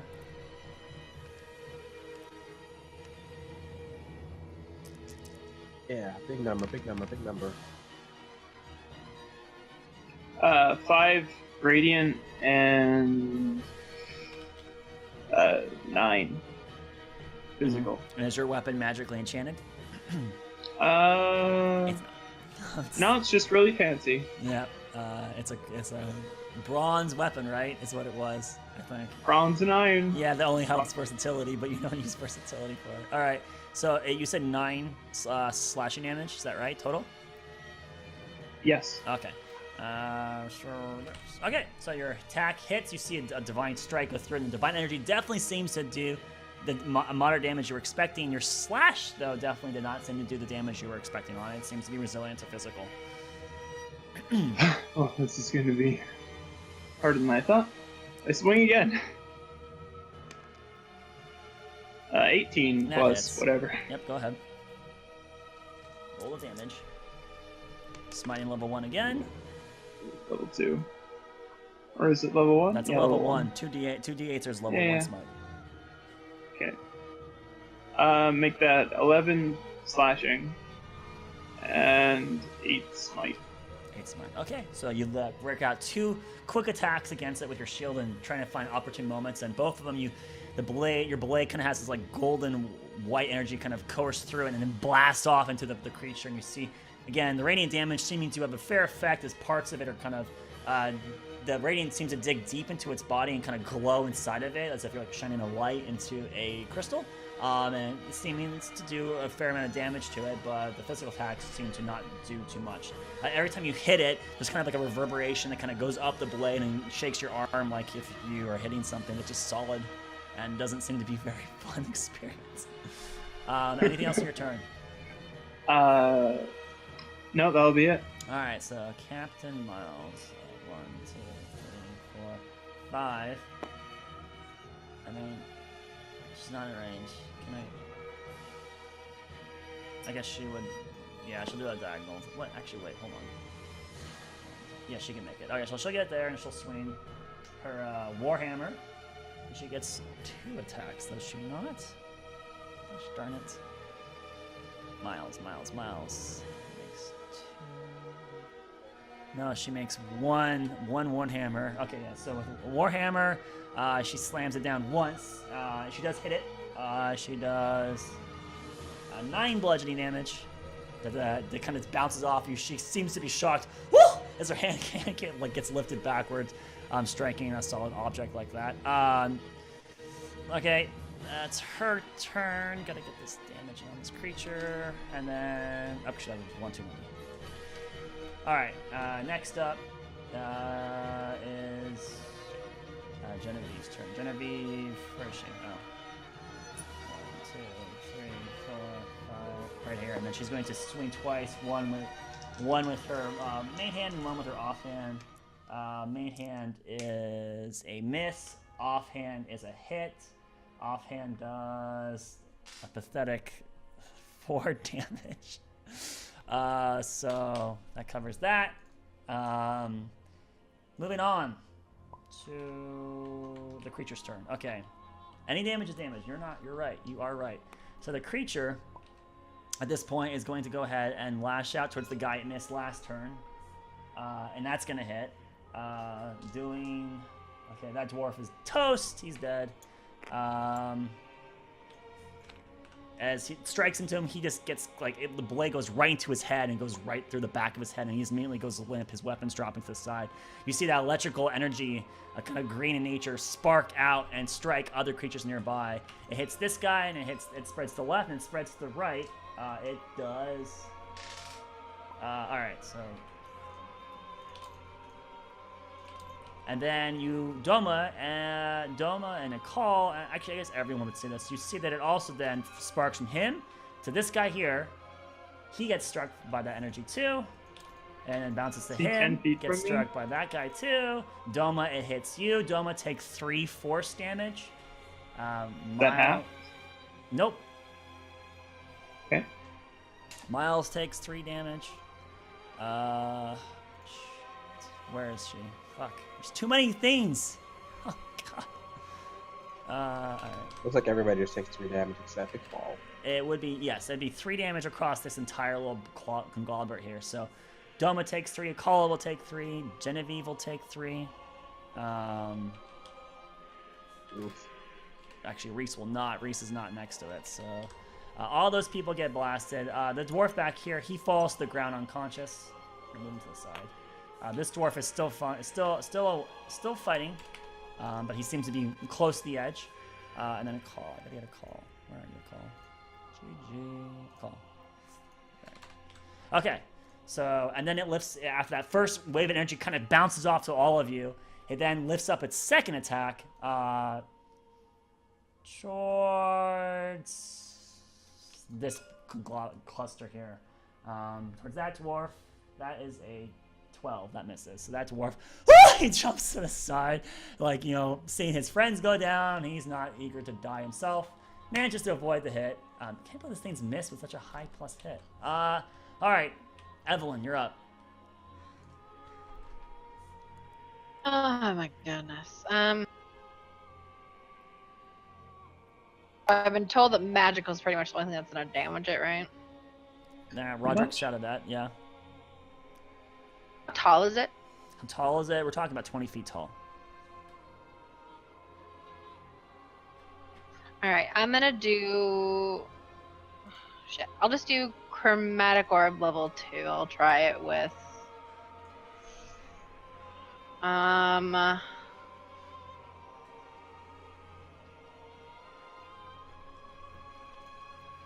Let me try it with thunder damage. Thunder damage. Okay, go ahead and roll to hit. Nope. What'd you roll? 12. That misses. Another energy, but this one actually a couple inches off to the side of it. And it goes railing back. You see it impact into the temple behind it. A little bit of the building's kind of shakes a bit from the impact, but there doesn't seem to be too much damage actually to the stone. Evelyn, anything else in your turn? No, I'm good. I'm gonna stay. All right. So with that, the dwarves, the archers take shots. Fire! Miss. And 3 hits. Wow. Okay. 3 hits. 7 plus 6. 13. 16. 8 damage. 6. That becomes 94. Okay. So 3 of the arrows strike into it. There seeming to be a little bit of damage to it. The thing seems slightly damaged at this point. There's a large amount of cracks and part of its body is starting to break off. The dwarves in melee with it. Get distance, lad! It seems to hit you from the splatting! They shout off in dwarf. Unfortunately, most of you cannot hear that besides Roderick. So this guy backs away. 1, 2, 3, 4, 5. This guy here is going to try to back away. 2, 3, 4, 5. He took the disengage action. This guy here is going to 1, 2, 3. Move there. Then he's going to pull up a hand axe and just chuck a hand axe at it. That's that hits. Actually, yeah, that just hits. Wow. For 6 damage. And then he'll continue running a little bit further back. This guy here is going to try to jam it with his pike again before retreating. That's a natural 18, so that does hit. He does 7. Does 7 damage. And then he tries to run away. As he backs off, though, the creature slashes off towards his current position. Because he was greedy, he gets hit. He takes 11. Yeah, he dies. And then Doma. God damn it. Doma take 1 damage. Miles take 1 damage. Akal take 1 damage. God, it's such a low roll. This dwarf here gets hit for another 1 damage. He's still alive, barely. So NPCs are getting hurt. Call takes an extra 1. Reese is not there. Miles is there. Okay. And Domi, you took the force damage, right? Yep, I took my 1 force damage. Okay, just wanted to make sure. All right, so that happens to that. Okay, and where's this other dwarf? This other dwarf here. he takes a disengage action, gets distance. 2, 3, 4. And he's just limping. He looks really close to the edge. If it was 1 more, he would have gone out. All right. That's these guys' turn. It's now Roderick's turn. Oh, it's my turn. All right. Well, he will relay what was said for him. Back off! It's gonna explode. I can't remember the words now. God. And then, crap. Okay. I will prepare, and I'll just blast for when, basically, my crew, the Doma, Genevieve, Captain Miles, and Akal backs away to fire. I'll just blast at the golem. Okay, so you're gonna fire Eldritch Blast at it when they retreat? Yes. Okay, sure. All right, so you start weaving an Eldritch Blast in your hand, and you're gonna fire it as soon as your party members leave melee range. You got it. Okay. Next up is Aniel's turn. Aniel.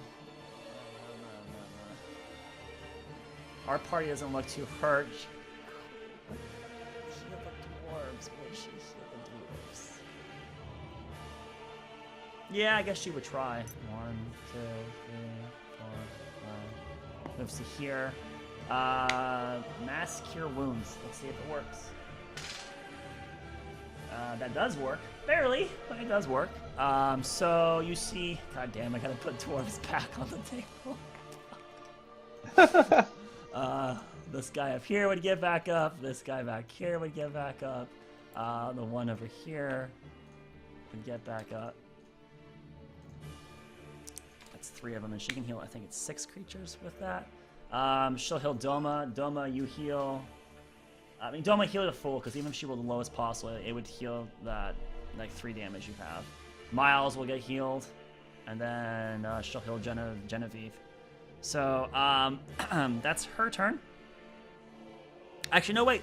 That's not her turn. That's a bonus action to do that. She can throw a cantrip. Sacred Flame! It fails. Go I ahead, believe Aniel. in you. It hits it. The Whoa! creature rolled a dex saving throw of 6. -1, so 5. So Go she ahead, Aniel. Nice. So she does 9 radiant damage. Woohoo! To it. God damn it! Too many tabs. This group just chips away at things, doesn't it? Well, Well, I basically wasted both my turns by not being able to hit the fucking you're not thing. wasted. You're trying, right? I mean, someone's gonna miss. Statistically, someone's missing, right? It's either you or it's Roderick or Doma. I don't. All right, Normally it's me. So three dwarves get back on their feet. Oh, what's up? As they're screaming, they're kind of like they're on their butts and they're kind of like pushing themselves away from the creature that's currently coated in their blood. Actually, hold up. This guy was cut in 2. He can't be healed. There's no way. One of them was This one had to go dead, right like through his dead. head. Even if you mend that together, it's instant death. So no, those 2 are gone. Okay, I guess I'll heal a call with that extra healing then. So a call heals a little bit. There, that's the trade-off. I didn't think about that. There, now I'm glad I did. All right, moving on. Aniel's turn ends. Ikal's turn begin. Ikal is going to step to the side, trying to get some distance between him and other people. Per the... Well, actually, no, that's not what Roderick said. Roderick said it's going to explode. So Ikal, hearing that... Oh shit! He runs, disengage. Runs into the temple, which technically it's like around here is the entrance. Entrance and exit. So Carl's gonna run over here and go behind the wall, and he's just gonna cover because he's gonna take Roderick's words for advice, disengage and run. So that's a Carl's turn. Technically, this triggers your thing unless you're waiting for all of them to get away. Roderick, are you gonna fire or not? After it was all of them. All of them. Okay. All right, so that's a Call's turn. He runs and kicks cover behind it. Reese fires a crossbow shot on his turn. That's a cocked. That is not gonna hit. Wait, what's the Reese's chance to hit? Plus 4? Yeah, actually no, that just hits. That just hits. Man, Reese, barely making it. Okay, another 4 damage total. And then after Reese's turn, I believe it's Doma, right? Doma, you're up. I'm up. What do you mean it's going to explode? Then he tries to That's hit what it they twice. say.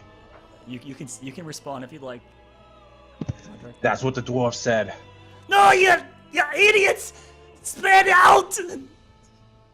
He yells out in a Spread out. very broken common. What? Anyway, Right. Doma tries to hit it twice. All right, Doma, go ahead. Call from the background. It's not gonna explode. That's what he yells from. I only meant to roll one of those. What are you talking here? I can understand dwarf. Yeah, you're right. No, he can. We spoke broken common. Call actually does speak dwarf. Shit, this He is. speaks dwarf. I can't remember all his Captain character. Miles. All right. So does Captain Miles and Genevieve. Yeah, they can. That's Sure why they. enough. That's why they weren't And gonna Russ. run. Or Russ, or whatever his name is. Reese. Anyways, so Cole That's ran, lame. even though he heard them, but trusting Roderick over anyone else. But now confused. All right, so Domo, do you hit? What's your attacks? My first one doesn't hit. Okay. This is a 13. Okay, miss. Second one doesn't hit. It was a 3. A 3, yeah, that misses too. Great job. Carrying. I did it. Hey, look, Evelyn, it's not just you. It's someone else too. Finally, it's back. not just me. Okay. Welcome to the group, Evelyn. Alright, so that's the end of Doma's turn. Doma, and then Captain Miles, she looking for a way to position herself and spread out, not seeing it. She'll swing at it. Oh, well, what else to do? She misses. That's a natural 4. Clang, it strikes off like its lower thigh and bounces off. It's resilient, isn't it? Genevieve's turn. Genevieve's gonna swing twice again. A miss and a miss. Jeez. Alright, NPC sucking. And then Genevieve. Aye, it is very resilient! Now it's its turn. With the people next to it. Doma, a slash comes your way. Hello. Natural 1. Oh my fucking god. Goodbye. What? So it comes swinging out towards you, and you just like flick it with the hilt of your blade, and you push its blade-like arm into the ground. It scrapes against it. With its other attack, it swings it at you in frustration. A natural 2. Ah! I mean, I'm okay. Apparently, Doma's just pretty cool right now. Apparently, its luck is not on its side. It can't hit you. So 2 swings towards you, both of them pretty much exactly the same. Its head turns towards you, seems to focus intently on you now, Doma. Like, it is really aimed to fuck you up next chance it gets. At least it really sucks at hitting people. Evelyn, you're up. Okay, can I have a clarification? What's up? Fireball, I can hit at any. I can have it explode at any point. I want, right? Like if I wanted to hit like the top of the creature and not hit anyone below on the bottom on the floor fighting. Yes. Could I aim my fireball up and hit the top of it? Fireball does not need to have a point of impact. It can just explode at a point. It says the point of your choosing. Yes. Yeah. So in that case, you could have it explode mid-air. It does not have to strike something. It just explodes there. And so that with the creature this tall, yes, you can definitely avoid it from hitting your companions. I'm gonna frickin' fireball it. Okay. Okay. Go ahead and roll. Dex saving throw. Right. Natural 1. What the? Whatever. Oh, rip. Jesus, not good. Not good at all. That's 3. That's a nat 1, nat 2, nat 1. Last 3 rolls. Oh, that's gonna hurt. All right. I'm gonna actually re-roll some of these. Okay. Oh my. What's the total there? You still gotta pick them.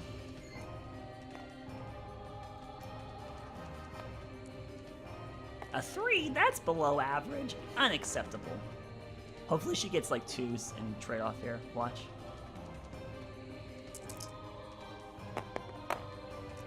No, actually she got higher. Does not look like 2's to me. So notice how she can't hit it with a spell attack, so she's gonna start doing dex saving throws because she's not gonna do anything otherwise. Plus what 5? So let me. Wait, what? 43. Yeah. 5 plus 38, yeah, 43. Holy fuck. 40. Hey, jeez Louise. Ouch. So the creature, as this explosion rocks above its head, large top portions of its shoulder and its body get just blown off of it. Shrapnel getting blasted around. The dwarves nearby kind of scatter and like block or try to prevent themselves from getting hit by shrapnel. No one gets hurt, but just a very huge, spectacular firework explodes over there, and the creature looks heavily damaged, critically hurt. It stops looking at Doma and immediately turns off towards the sorceress that launched that, and it starts making its way towards you at this moment, technically. Oh Good god. job, Evelyn! I'm gonna back up a little. So Evelyn then just slowly, whoops, and then just slides back into the I got here. Alright, that's Evelyn's turn. And then the dwarves are gonna go ahead and it did explode! Run, lads, run! No, I confused them. Oh shit. They rush That's away. hilarious. 1, 2, 3.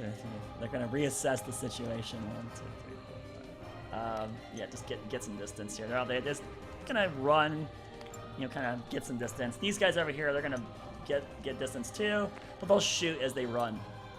So 4 shots towards the creature again. Miss, hit, miss, miss. 1 hit. Pew! 5 plus 1, 6. Cut in half. 3 damage. Alright, so the dwarves, you see this kind of span out, spread the fuck out there. They're very concerned. That's their turn, and now it's Roderick's turn. Way to go, Roderick. They said it. Scared the shit out of our dwarves. Alright. How bad does it look? It's just whatever. He's just gonna. How bad does it look? He's staying. It's fine. It's fine. He's staying on his goat. It's definitely His ramp, injured. excuse It me. is definitely badly injured. But it doesn't. It's not showing signs of exhaustion. It's slower than it was previously. So it definitely looks damaged. Pretty badly damaged. He's just gonna cast a void bolt at it. Ooh, we haven't used that in a while. Yeah, because it does less Yep, damage in than a Eldritch while. Blast now. What's a basically. Void Bolt? Void. My. Are you casting Void Bolt at level 1, or are you using it through your actual spell slots? Actually, let me use the level 1. Okay. So do 4d6 if it hits, compared to your 2d10. Right. Go on. Yep. Technically, you can do a little more It damage. technically can, you're right. It, on average, should do a little bit more damage. However, don't forget he doesn't get to add his modifier to this damage. Well, he does add his modifier to his Eldritch Blast. So his Eldritch Blast, if both hit, will do up to 30 damage. And then this thing's max damage is 24. So, nope. His Eldritch Blast is superior to it. He shouldn't be casting at level 1. Unless it's resistant to the Eldritch Blast damage, which is force. Then it'd be a good trade-off. It's okay, Petite. We all make Do your mistakes. Don't Just worry. let him play his How do I character. do God. Yeah, Polaris, he's so rude. I am. Would you roll? 19. Total? No. We use a charisma 27. Oh, that hits, definitely. Go ahead and roll damage. Go boom. 46. Necrotic. We all love throwing necrotic magic into crystals. We'll see what happens. A giant necrotic explosion. It heals to full. Way to 14. go. Shit. 14 damage. 14? Yes. Okay. So the damage does the full damage that you were expecting. That is... Yes. Okay. This energy of whispers and screams kind of near me by you. You hear, you see Reese just out of the corner of his eye. There's a look of disgust of what's happening around this corner, and then this bolt of very dark energy leaps out, slams into its left shoulder. And you see it kind of dissolve away at the stone. The shoulder actually almost looks like it breaks off a part of it, and it kind of slacks off to the side, potentially maiming the shoulder or not, but it still is technically connected. Well done. Anything else in your turn?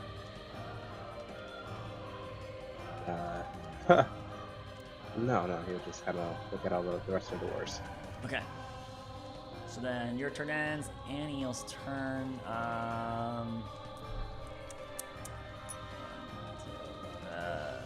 Yeah, 1, 2, 3. Come up here, and she'll cast Guiding Bolt at it. Ooh. Wait, yeah, she will. Oh god. Okay, so first of all, this. Nope. Do it. She tries to cast it. It fizzles out in her hand, and she falls to her knee, clutching her right hand. Sending the spell going awry in her hand and hurting her. She takes. Where is it? Ouch. Ouch. Okay. So Anya looks like she's in pain. Her spell not going the way she wanted it to go. Moving on. Man, I should not have done that. That was a stupid move. I'm gonna comment about Roderick's moves in here. I'm doing really dumb moves on my character. It Call's turn. Yeah. Call, brother. Did it explode yet? Technically, it. Oh, right! And he comes back out and he's gonna lay into it 3 attacks. Hit. All 3 hit. Okay. 6, 11, 17, plus 3, 20, plus 5, 25. 25 damage to it. Woo! Jeez, a Call. What a beast. He's a cat. Okay, so Call lays into it, and as he just strikes into it, you see him kind of go for that left arm that you've damaged severely, Roderick, and you just see it after several quick strikes, so the left arm actually breaks off and falls down to the ground and shatters into a bunch of glass-like substance against the ground that scatters out from it. You guys have broken off one of its arms. And Reese is going to go ahead and take a shot. That misses. God damn it, hold still! He puts another bolt into his crossbow. Let's see. Doma! You're up. I'm up. Okay, I'm gonna hit it. This time, I swear. Okay, yeah. We'll use lucky to even make it happen, right? Oh yeah, it's gonna happen. Ah, no, I don't need the luck it. Okay, you hit. That's a hit. Level 1 smite. Screw it, level 2 smite. Where's my other dice? There it is.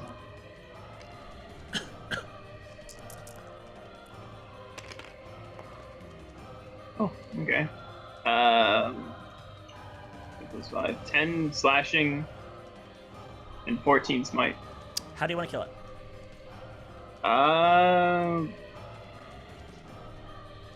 Gosh, that's a hard decision for a giant crystal. A giant crystal I'll just hit missing it one of right its in the arms. center and try and shatter it as best I can. Okay, so you just want to shatter it? Is that what I heard? One big hit, yeah. Yeah, alright, so you lift your...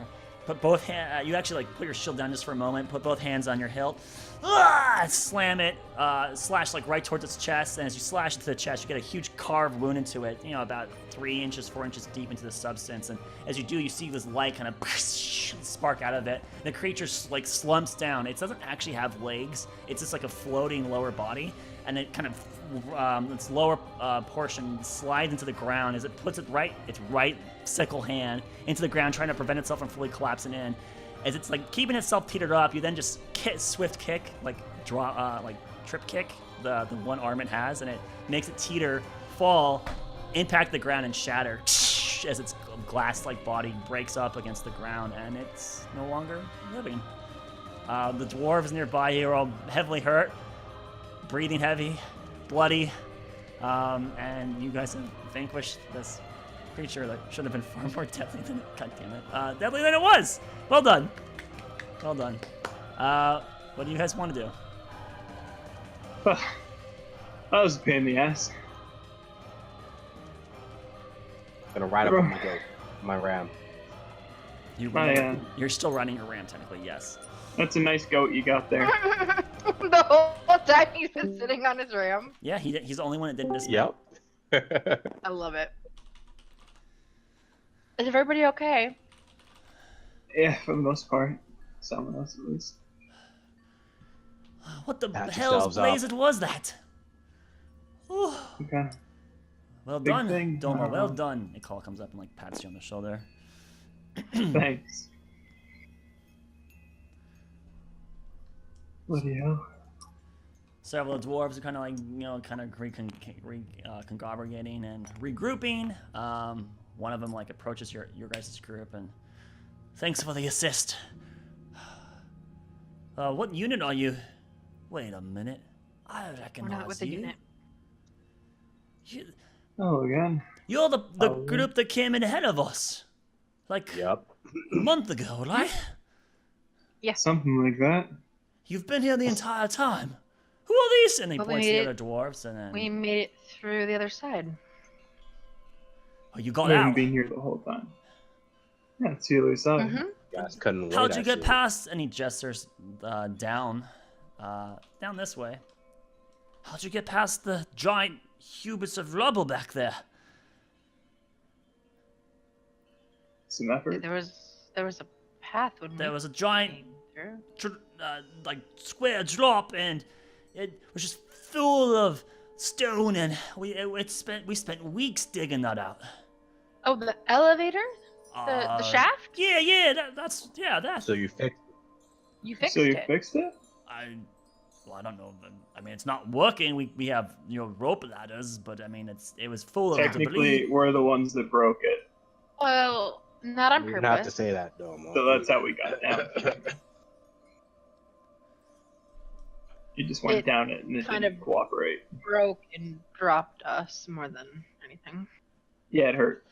Well, A lot. matter of hand, are there more units like you guys down here? Oh yeah, Yeah. there's a whole bunch of us. We were just we've only been exploring out here for the last, I don't know, 3 or 4 days. We just got clean of it, and we're approaching really carefully. There's a whole lot of us.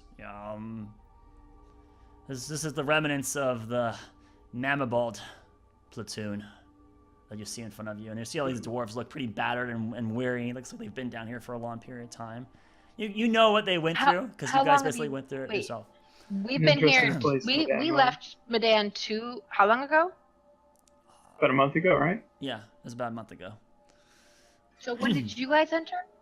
Oh, we came 3 weeks ago. Is when we went. The king gave So right a after. 1 week of leniency from your group, and then the rest of the army marched right in. Oh, so The the army's whole not army? coming through yet. No, most of us. It's still up. He points. He like On the gestures upper down. level? Right.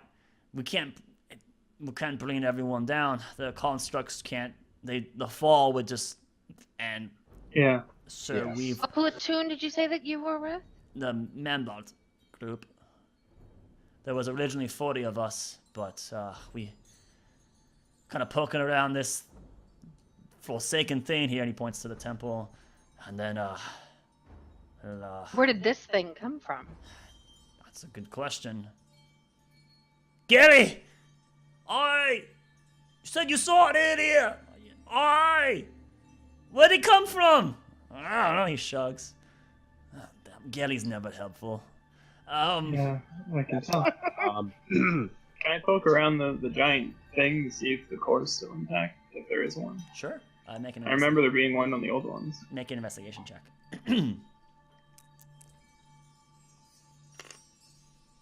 I'm gonna lucky that. Oh, screw you. You could have stayed on the 18. Hmm. Investigation, +1, 14.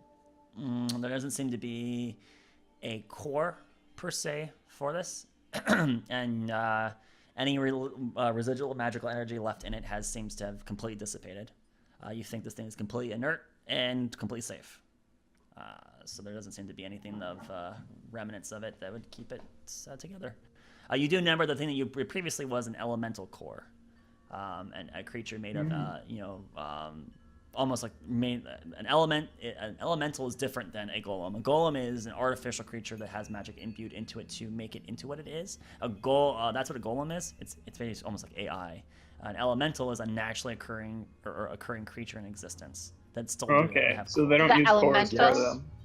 So yes, Domo, that is Okay. what your god had just told you. I'm just you kidding. you fought stone elementals earlier. Those are the things that you saw. Oh god, thank you for your thy wisdom. So that's what you so you don't see a core, and you're under the impression there wouldn't necessarily be a core in this golem. Well, doesn't look like it's gonna get back up, so that's nice. No. All right, so can you So we should bring get us- going. Well, more that importantly, Let's get back. you and went do out a the other report. side. You said you got out. Is it? I mean, Where's Captain Miles in all this? she's And currently Reese. like with Genevieve and they're talking. There's 2 other dwarves that are currently talking with her, and it seems like she's talking with what appears to be probably a commanding officer at the moment. She's making headway without us even trying. Right. Yep, she's not even talking. Maybe with- one of us should meander that way. So Evelyn, you make your way over to their conversation, and Yeah. Miles is like currently shaking the hand of this other individual, and this is a dwarf who looks really old, really wrinkled. He's probably seen his fair share of combat or scuffles. There's a couple scars on his face. And as you kind of get in their conversation, you hear and her kind of closing out. Right, so with all this happening here, how many of you do you have stationed above you? Oh, well, Captain, we have probably a good 200 or 300 soldiers up above us at the moment, stationed up there, and there's still even more reserved further back up the mine. All right, and who's the leading officer here? That would have been, and he points to a person cut in two pieces that's no longer moving. Would have been him. So then who's your current active? I guess that would be me. Right. Oh, Evelyn. How are you? Everything okay? I think everyone in my party is okay. Is everything all right here? Yeah, I'm just trying to figure out the chain of command here before, so that way we can kind of share information and figure out how to best proceed to go back the way we came. Back the way we came? I don't know. We were trying to go forward, not backwards, and spinning towards freedom. Right. Well, we need to get back to Midan. We have to talk with the king. Is the way to Midan clear? Have you been fighting a lot of these creatures down here? There would be no reason for it not to be. He questions to you. We've been fighting a lot of crazy creatures up here. There was a huge torrent of beasts and things that were attacking us not too long ago, and that's why we've been kind of approaching carefully. A lot of rampant elementals and whatever the fuck this thing was here. Would I know if elementals could be controlled like the other golem was? Well, they were trying to control him, remember? Yeah, they're trying to. Yeah, I thought they were, right? Yes, elementals can be enslaved. Well, if it's anything like the golem we found on our first path through here, I'm sure that these creatures were probably once enslaved by the other things that were here. I don't know They're about probably this just one. resurfacing. I don't know This either. one looks like it was made, doesn't it? Mm-hmm. Wasn't this one made by something? Okay, so that is a golem. What we've encountered are elementals. Elementals are actual living things that isn't. So this thing was made by someone? Yes, someone. Wonder who Why the heck would put it something here. make it? You know what? I don't even care to ask. There I have don't been things that we've been fighting. We've just got down to this lower level. That shaft. It took a large amount of labor and work to clear it to finally get down here. There were three main routes that we saw, and this was the only one that seemed to be actually promising. And so we've been kind of excavating that over the last few weeks. But a huge halt to our progress. But as we did clean our way through. Other than getting to the other side, what is the ultimate goal that you guys were kind of sought after? Are you just you're just trying to get to the other side at this point? We're just Are scouting. you trying to get out of the mines? We're trying to move forward so that the rest of the regiments can come in behind us, so that we can kind of occupy the new area and safely move forward. It's not like you just march Basically, here in to there reclaim shouting. the mines, correct? Right, we're trying to reclaim the entirety of the mines for prosperity reasons, right? Yes. Look at Captain Miles. What does she make of that? I guess. She doesn't seem to be phased by it at all. Okay. Yeah, make an insight roll. But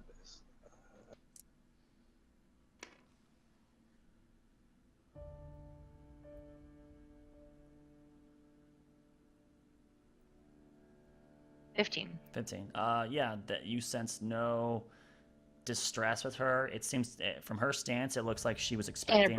She was expecting this kind of answer. This would be the kind of response that you would expect from someone trying to acquire territory. They're going to secure it, and based on that, they've made it this far. You know, she's kind of calculating that they probably have a really good control of the area prior to this. The situation, right? Yes. So. all right. Go ahead, Evan. Go ahead. What? Alright. All right. Well, so If you are you all going to keep continuing forward, or are you going to stay here?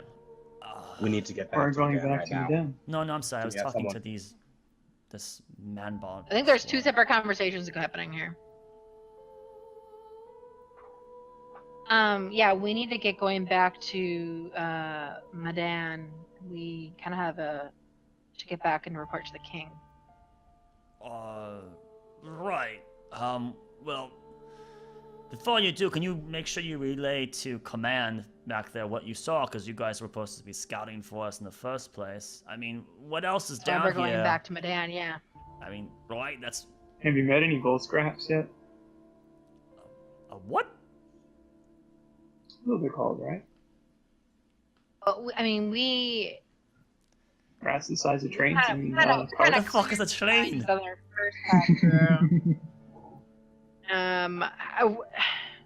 We haven't come across anything in the mines on our way back through. All right, so then that would imply it's mostly safe, but Kind of. But if these creatures are coming out of the woodwork after being in hiding or wherever they were, I wouldn't.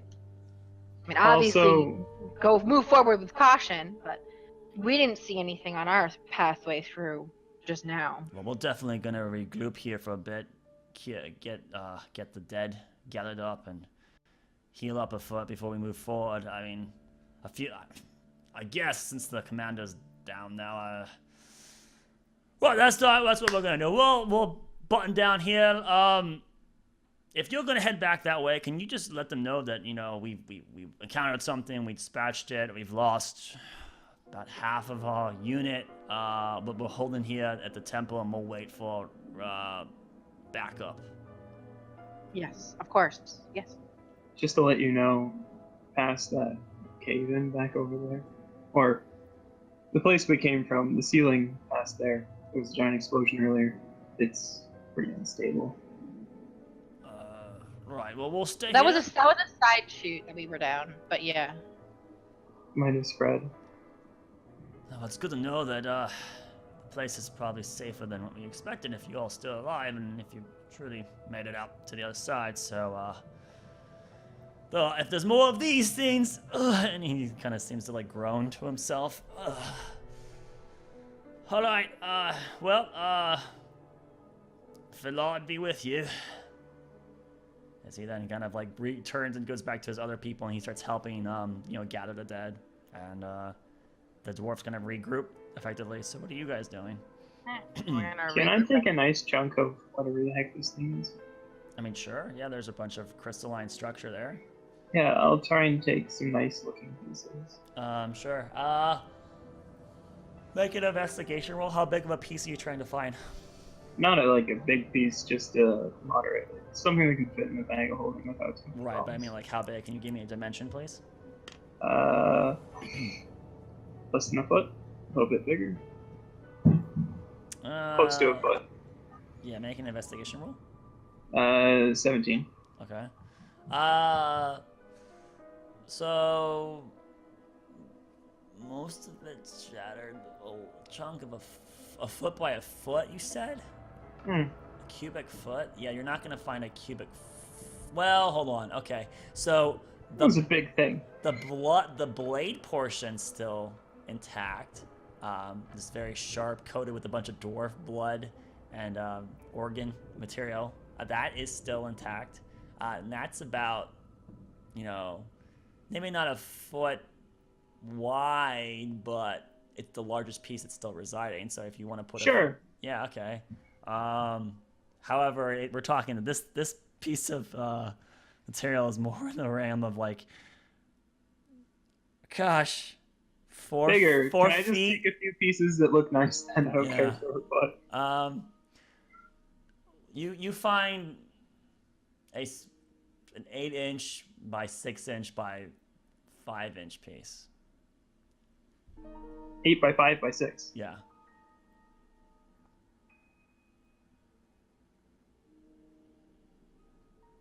What do you want me to mark it as? Jeez, god darn, yeah, good question.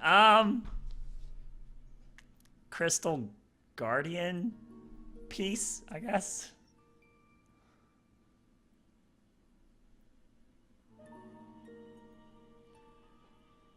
So Reese, Okay. Captain Miles, Genevieve, Nicole, they all group up. Aniel too, NPC, because it's a 3-player show. What do you 3 want to do? Oh, we should make our way back to the elevator and up. Okay, so you elect to go up the ramps, because that goes back towards the elevator, Yep. and start Good making luck, your way. guys. Start making your way back. And these dwarves, they kind of like wave to you and continue on with their stuff. Some of them are kind of like drinking out of canteens. And as you start migrating your way back, you start seeing other patrols of dwarves. It seems like this group, as it went forward, there was another like, lingering squad of maybe, like 4 or 5 behind. And there's those little pockets of them, and as you guys make your way through the mine shaft towards them, there you enter in a bunch of rudimentary conversations of pretty much what you almost went through right here, right? Like the dwarves all ask almost the same exact questions. Like some of them recognize you, some of them don't. You have to explain yourself. It slows your pace down, but overall, their presence actually is reassuring as they are extra patrols. They're making the area safe. And you eventually find yourself getting to the mine shaft. Not the mine shaft, the elevator shaft. And as you get to the elevator shaft, you see a large amount of rope kind of like strung down, and you see people kind of climbing up and down of it. And there's a bunch of like these little oil lanterns and aigeneir like chunks that are kind of glowing with a chance to make light. And there's just a bunch of these dwarves kind of moving around, and you enter in conversation with them, very similar before you guys are kind of like ushered, and eventually you're now at the point where you guys climb up the elevator shaft. And you just see it's like a huge twisted mesh of metal. It looks like they kind of like they hammered their way through it and broke into smaller pieces, but there's still a large amount of it still there. But they managed to basically carve their way through and move a bunch of rubble. And you climb up the 30 to 50 feet elevator shaft. As you guys then get to the top, and when you get to the top, it's not very long before you guys see the fork in the road, and that you had the option to make right, left, or straight going to the elevator, right and left going to the water collapsed hallway, or towards the bridge, which is where the giant water wheel and river were, and the waterfall. And so here at this intersection, there's a large encampment of dwarves. There are probably in the ballpark, several hundred dwarves are kind of like heavily congested in this little small tight space. You see makeshift like little barricades of sorts to kind of help funnel anything that was going to try to come from any of the directions. It looks like they were kind of making this into an outpost. While not a terribly large amount of space to be in, they are kind of almost, it looks like they kind of made it into like a little headquarters of sorts. Right. And Captain Miles says, I'm going to go speak with one of the commanding officers at this point. If you're free, you can come with, or you can just relax here with these folk if you'd like. Should we go? Yeah. I Sure. think we should go. All right. I'll go with you. So Evelyn That's and Roderick head off with Captain Miles. Call, Aniel, Reese, and Genevieve stay with the Rams, kind of off for the group. Doma, are you going anywhere in particular? I'll go with them. Okay, so going with them. After a couple questions here and there, and a lot of inquiry from other dwarves, and suddenly there seems to be gossip going around. As a lot of people are pointing, talking, and the word that the scouts your group of scouts has survived and is still here, is spreading around really quickly through the camp.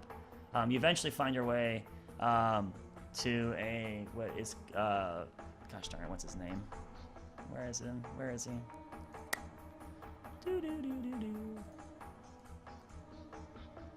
I thought I put it here. Shoot. One moment.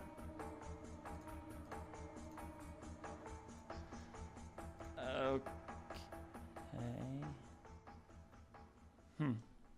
I don't seem to find it. I could have swore I put it here. It must be in a different tab. So commanding officer Whitebeard is in front of you. God damn. And Whitebeard with a very long white beard that he has currently braided at several different points. looks like he keeps it as his pride and possession. He hails you. He seems to have, several decorations placed upon his person, and Captain Miles. Is he one of the blades, or is he just a regular commanding officer? Looking over his armaments, he doesn't look like he is a blade. So, Okay. The bronze blade was more of the term used for the local guard or the police force. That's what I thought. Surely some of these individuals probably are blades, but he's wearing armaments that do not look similar to theirs. While still made out of a bronze-like material, it doesn't have the same kind of accents and shape to it. It looks more like it's meant for confrontation, less for show. The bronze blades are more for show. Yes, less for actual combat.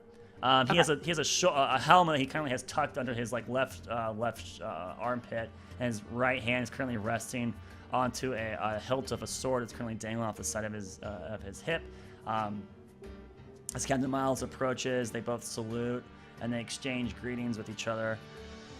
All right, Commanding Officer Whitebeard here.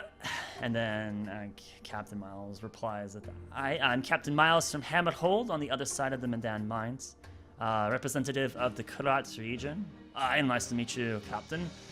Got a lot of word spreading around here of you all making it actually word spreading faster to my ears than your physical appearance, which is odd, but nonetheless, it's glad to see that you scouts all made it through and that you actually got to the other side of the mines.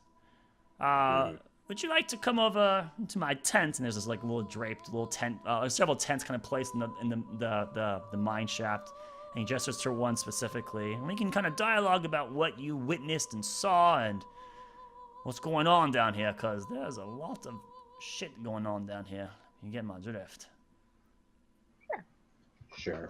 I think we can do to help. So you guys enter a tent that cannot support all the persons here. So several of them are kind of up front of the tent, with their head halfway tilted in, so they can hear the conversation inside. Evelyn's made it inside. Captain Miles is inside. Captain Whitebeard's inside. None of his soldiers are with him. It's just those three, and one more. So either Roderick or Doma, you can enter, but the other cannot. Don't fight over it. I mean, all right. So we'll have So we'll have Doma enter and Roderick just hang up in front and just chill, listening in kind of thing. So you guys start explaining the happenings, if you would like. So the first thing first is Whitebeard talks about what's happening with him and his soldiers and what they've been doing on their side of things, and so gets into a quick history of that. It was about a week after you guys left before the army then marched its way in. A good 1,500 strong soldiers made their way down the steps and curved into the mines themselves. He comments about how they were hearing whisperings and other things, and some people were very uneasy about that, but they spent the their first week just at the top securing the upper portion of the mines, and the only things they were fighting up there were a large amount of beasts, different types of creatures. They fought worms, they fought bats, there was a couple spry elemental encounters and such, but overall he never talks about any of the shadow lurkers. He never mentions anything that's even close to resembling that. He doesn't talk about a Volscrap. He doesn't talk about a half orc. No conversations about bird people or ghost-like entities or giant codals. None of that is ever bleached out of his lips. So as you can see, it did take a good while, but we at this point we do feel the top portion of the mine is secured. There is a large network expanse of there. We did find a large abandoned body of water that was high in salinity. A huge amount of aigeneir is located there. Saw some blood spilt upon the shore, but didn't see what they were fighting. We eventually came upon this this route here, and we sent a platoon off to the right. Found the waterfall. Found a power source to manipulate the water into a source of energy, which we have now re-rigged up and have it going again. And as the upper portion of the mine now has light that's being produced by that. Unfortunately, any scouting that we've done on the left route leads nowhere. We have come to the conclusion that is probably the way to Graveltoe, but no one can hold their breath long enough to swim down that route. It's just too flooded, so we haven't done too much down there. And then we ran into this mine shaft here, which was just full of debris, and we just started digging our way through it. And that took us about 2 weeks or so to finally clear our way through. And sounds like you ran into the scouting party that was down there of the Mandarin. Yes, he gave us a message that I guess they lost about half their unit down there, and they were fighting a crystal creature when we found them. Okay. And he wanted us to relay that information that they're going to be basically waiting there for backup. All right. Gas! Gas! He yells out to the tent, and then there's a... Oi! Can you go ahead and get Bravo team to head down there and support the Manblood team? Alright. I'll get them going right away. Oh, thank you for passing that information. We'll get some support to that group right now. So that's kind of what our history's been up, is that's as far as we've gotten right here, and we were just starting to send scouts down into that lower region. What have all of you seen? Being the, we kind of assumed the worst. Excuse me. At this point, we've, I guess, been through the whole entire thing.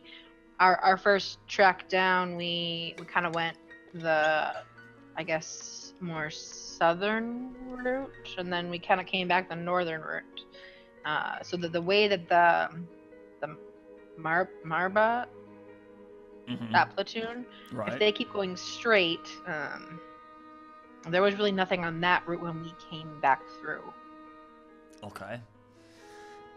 And this crystal creature they were fighting, what was it like? Are there more of them? You said you made it to the other side, is that right? I would describe the creature, but I don't recall seeing them down there on our first pass through. I don't remember them either. I mean, we encountered... We fought another stone golem, but that was different. That was an kind of- elemental. That's an elemental. But the thing we were fighting down there was a golem. Right.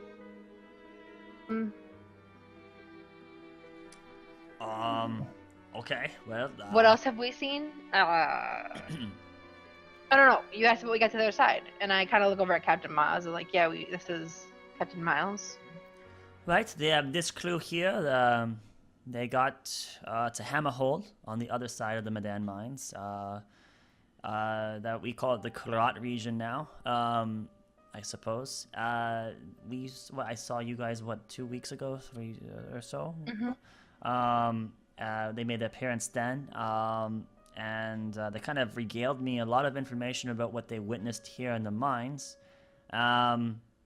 Kind of similar to what you were describing, but less about the beasts and such. More about these other entities and some very giant squid thing.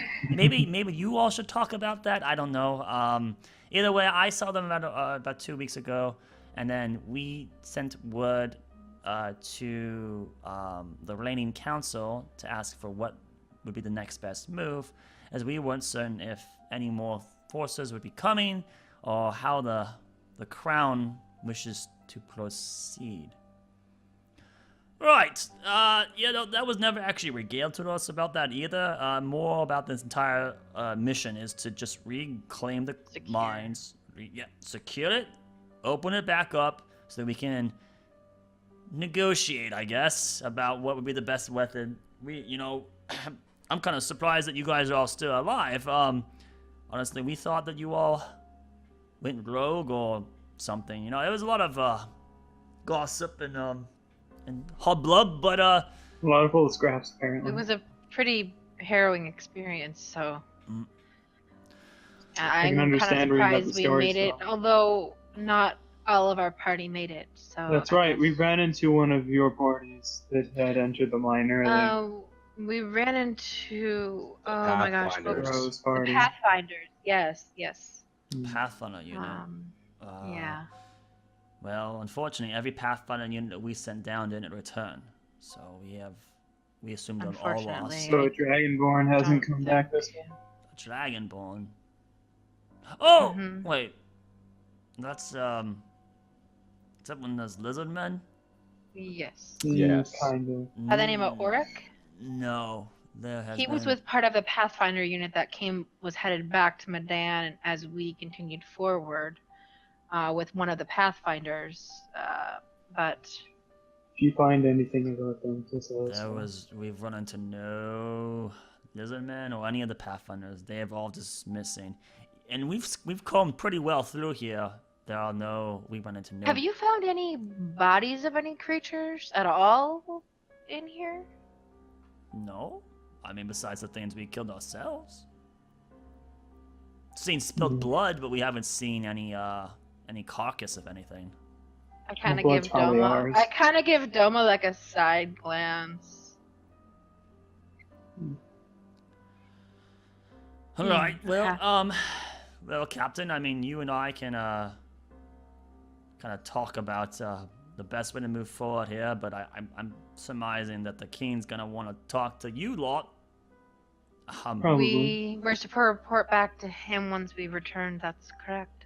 You all look a He little. still is holding one of our party members captive. So Ah, right. Well, I would send you on your way, but you all look a little worse for wear. I would probably recommend you get some rest here.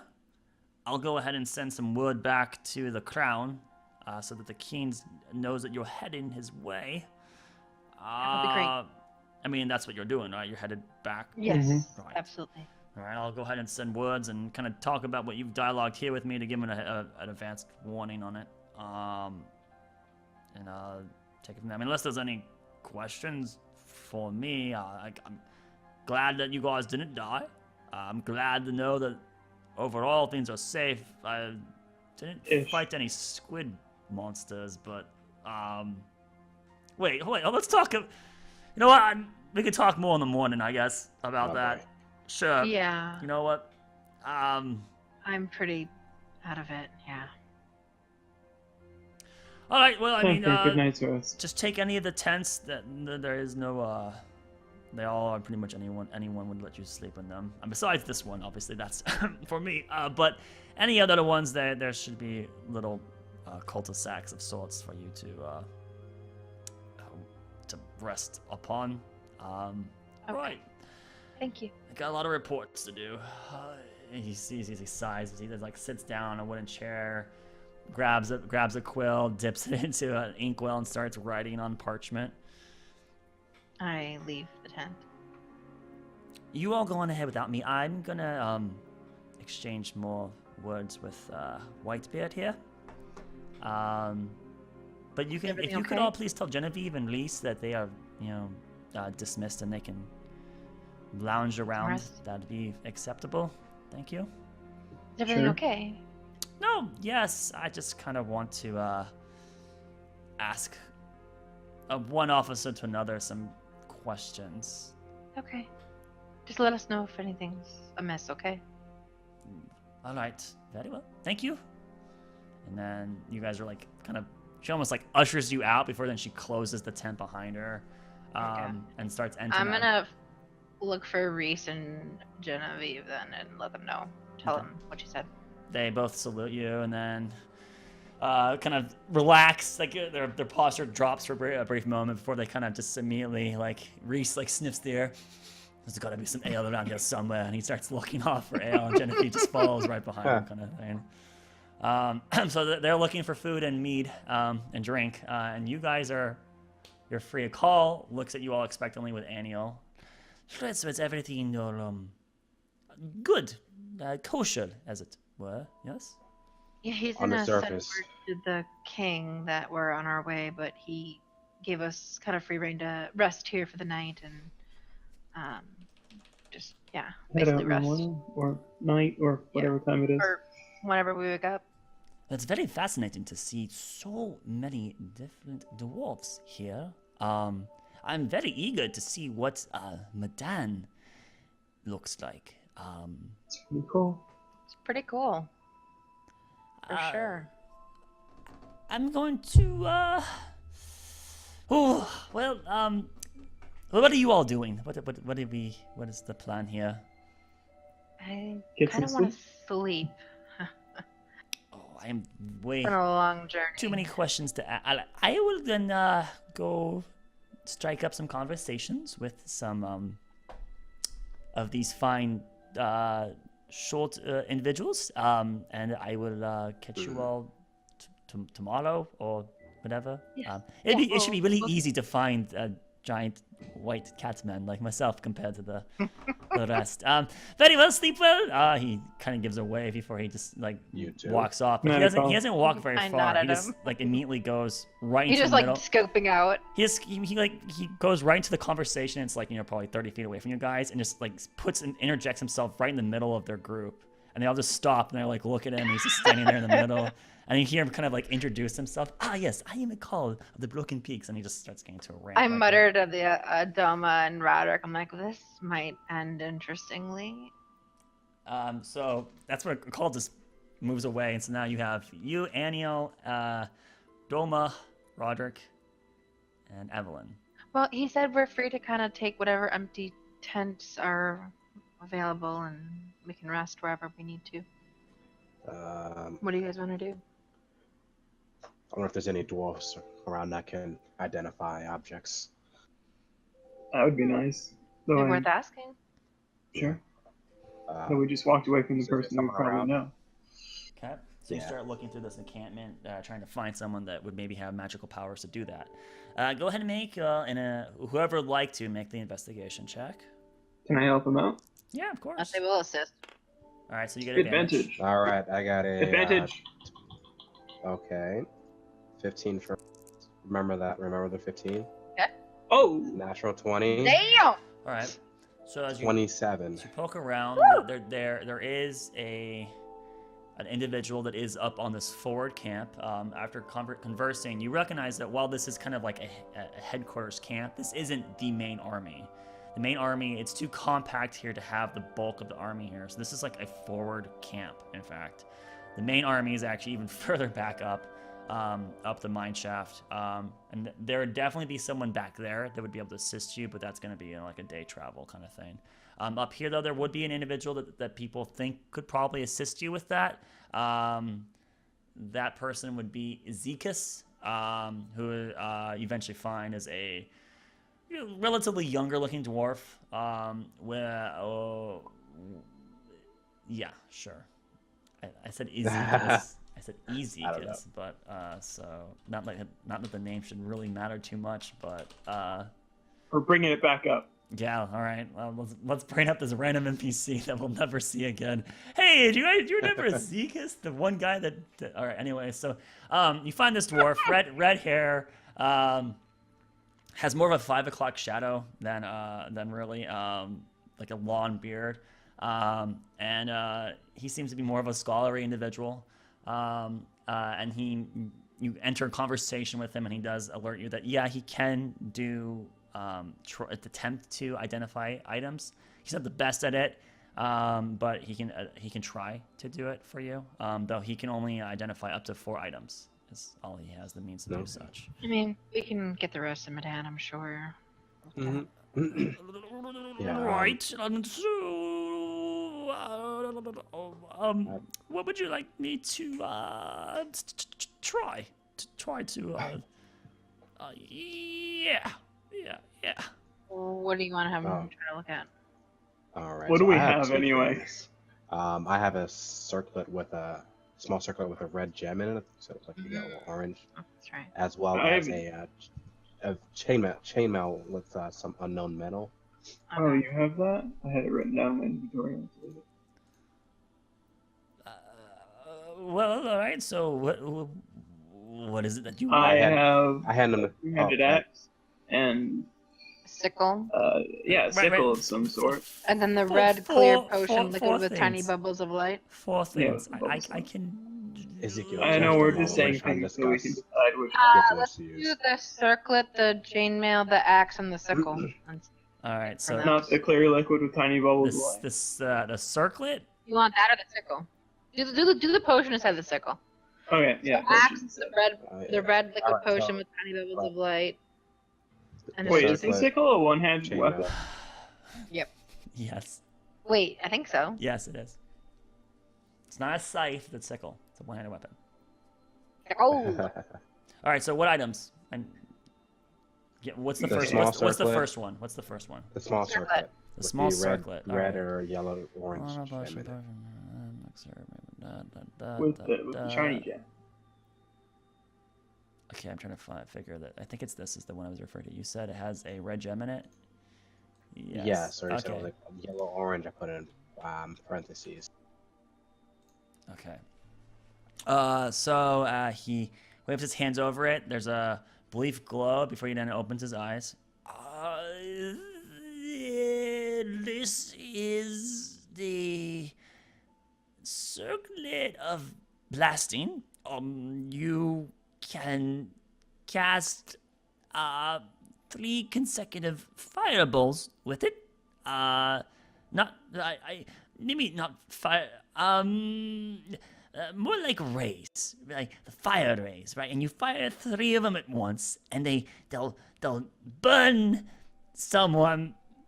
And you can do it. Yeah. I think it's like that spell. So yes, that you fire the scorching ray spell basically. Can be used once a day, and then it recharges itself at dawn. Oh, okay. Thank you. And Requires Let me attunement see. in case you didn't. You need to attune to it to use it. Right. So that's what that one does. thank you very much. And for the second, I have here this, I believe it's chainmail, This and he would hand that over to him. chain mail here. Let me see here. All right. So I think I remember what This this is one an was. unknown metal, and it's just very shiny. Yeah, that's fine. I know what it is. Actually, I just gotta find the son of a gun. Yep. Yeah. This has no magical enchant on it. He's already tried, and nothing came up. I don't know. It's very excellently crafted. I would maybe bring it to a blacksmith or something. I don't recognize the middle myself, but it looks like it's really good. all right. Thank you. Well, I have a blacksmith in mind, so thanks. Okay, yeah. So Let unfortunately, Leah. that didn't have any. That doesn't have an enchant. So I don't. You just put it on, and it probably protects you. I guess. But maybe a little bit better than normal. I don't know. Did he cast the spell for that? Oh, he did. Yeah, he tried. Yeah, I lost it. Ooh. All right, so I got a sickle and clear red liquid with tiny bubbles of light. A sickle. Let's see here. Whew. Oh, this is very not a very strong enchant, but it does. It helps you hit the thing you're trying to hit with this, and then it just kind of like magically aligned to hurt them more. This would be a sickle +1. Is what that would be. maybe Doma needs to use. I got a nice sword, thank you. It's a Oh, +1. Yours isn't magical though. It's a sickle of +1. So basically, consider a sickle and has a +1 What's magical its enchant. damage? Has a magical enchant of +1. Yeah. So since it is enchanted, it would have worked against the creature you just fought. in fact. Right. Yeah. Right. Exactly. What's its natural hit dice? You'll have to go look it up, sir. I don't need to be an archive for A you. sickle? Yeah, we'll go look it Yes. up. It's indexed there. I don't think you're gonna be very happy, but that's what it was. So, all right, and then that's the one. Okay, you have this one, and you chose not to do that. You chose to get this identified. Whatever. All right, and then All right, the last thing. Yeah, you didn't want the axe, though, right? 'Cause that was the Yeah. other thing we got was the axe. Well, it's two-handed. I don't use two-handed weapons. Okay, so you're looking at the potion. With the light bubbles. All right, let me go find that one. Yep, here it is. This is an elixir of health. It cures curses and diseases afflicting you, removes them, and removes blind, deafened, paralyzed, and poison conditions. Oh.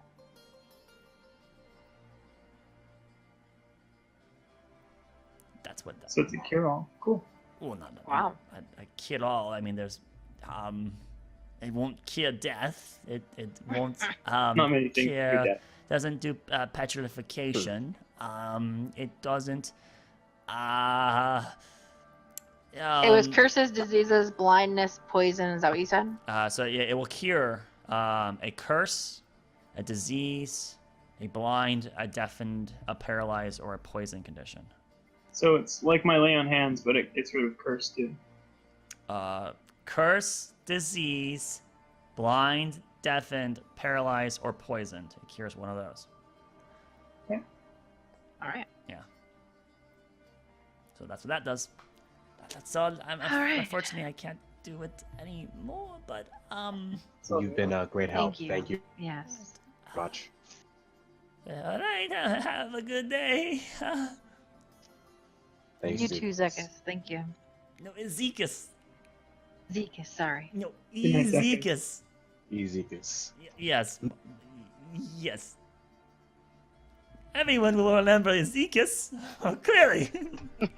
Goodbye, Zekias. Okay. You have those items identified, and that's you've squandered a little bit of time on that. All right, shall we grab some food and then hit the hay? Mm-hmm. Sure. All right. So you guys Any bonfires going on? do find some a ration dispenser area. Do get some beverage and food. Eat. Find yourself at different tents. Sleep your night off. Unless Hey. there's anything else that you'd like to do. Yeah. Lay on hands. Okay. Right now. Into the circlet. You wanted to attune to the circlet? Is that right? Yes. Okay, so Nice. you tune to the circlet, and so yeah, this will let you cast Scorching Ray once a day at level 2, because that's the level of the spell. So you can fire 3 Scorching Rays. The FYI though for you, the Scorching Ray is going to have a pre-designed attack modifier. It doesn't use your spell attack. It uses the enchantment on the weapon. The weapon has a +5 to hit. So +5. yeah, so it fires Scorching Ray. So you fire 3 orbs. You get to add 5 to your chance to hit, and if it hits, it does 2d6. That's what it does. Thank you kindly. Nice. So other options available to you there, sir. Other options. It's technically stronger than your Void Bolt, I guess. Yeah.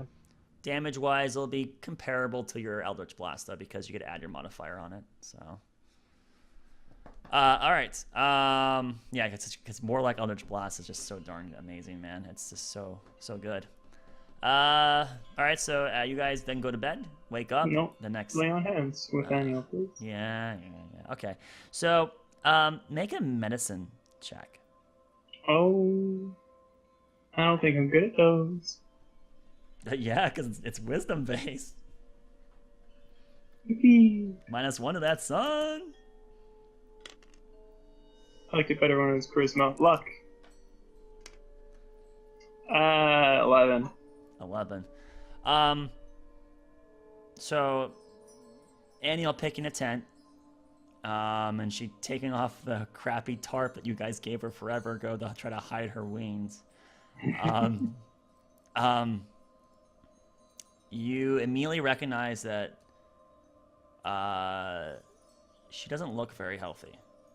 And it's concerning you.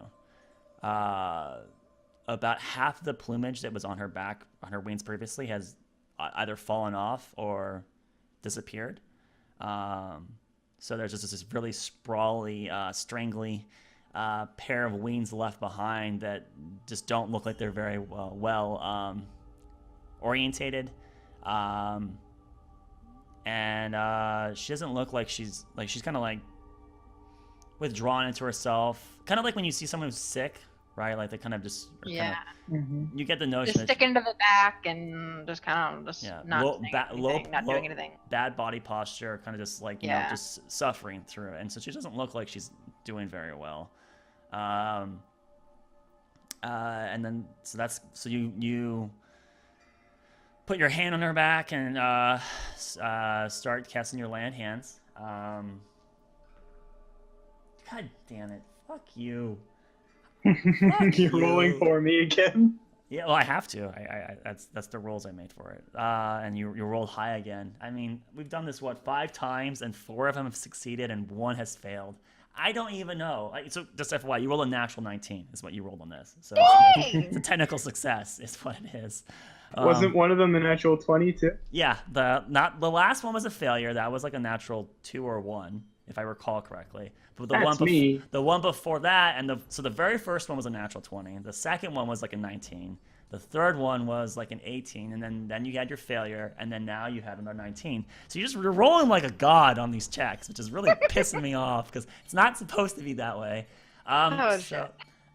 In your process over about it doesn't take you the hour. It takes you about 25 or so minutes. Eventually, you feel like the discharge from your hand, and it gets the energy moves from you into her. You feel a little bit less energy in yourself as you've consumed the usage of all your land hands, and you see it kind of like the glow go over into her back, and the feathers that are there, some of them look like they kind of restore and renew a little bit. But the majority of her still looks like she's ill.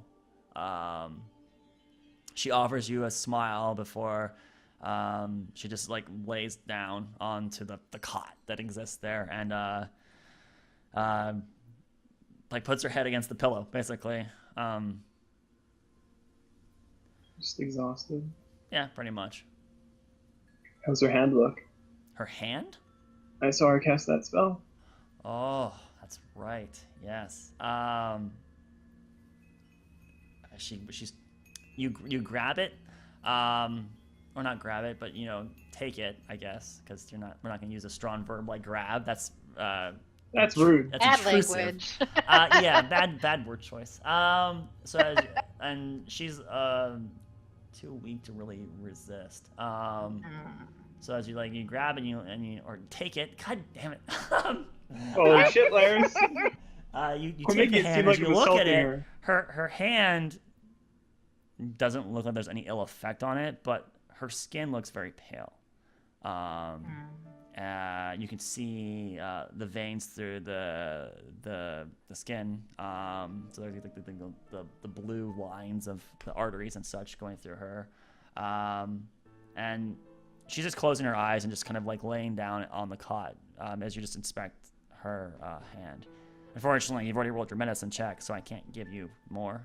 Yeah. So, but it doesn't look like there's like a lingering. So you've witnessed before when a spell has gone awry for her. There's like a white electrical like discharge, kind of like rupturing around her arm or up her forearm.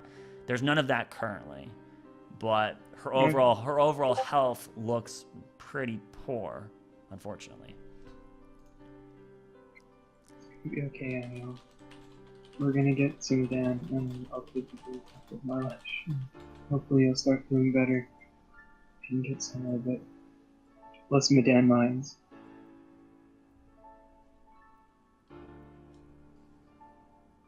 Okay, so I'm sorry, were you asking her a question? No, I was just telling her that we're gonna get to Midan, and we'll take her to the temple, and hopefully she'll feel better. So I'm trying to listen, and I hear like he's talking through a box. I don't know. It just sounds. Am I? Is it quiet? It's not. It sounds like you're talking through plastic. Just echoey. Yeah, or like reverby or something like. For some reason, it wasn't like 5 minutes ago. It's not like it's a separate microphone. It's like it sounds like you're trying to talk through a microphone that's built into a laptop, and you know, there's like a barrier or a physical thing blocking it. It's not good quality. Just FYI. It's been bugging me. I mentioned it earlier, but I'm just like, whatever, I'll move on. I'll talk to you about it later, kind of thing. I'll switch headset. No, I mean we're only gonna go for another 30 minutes, if even that, because 8 o'clock was the cutoff point. Let's not pretend it's not, right. That's the change on the Sundays here. We're already 7:30.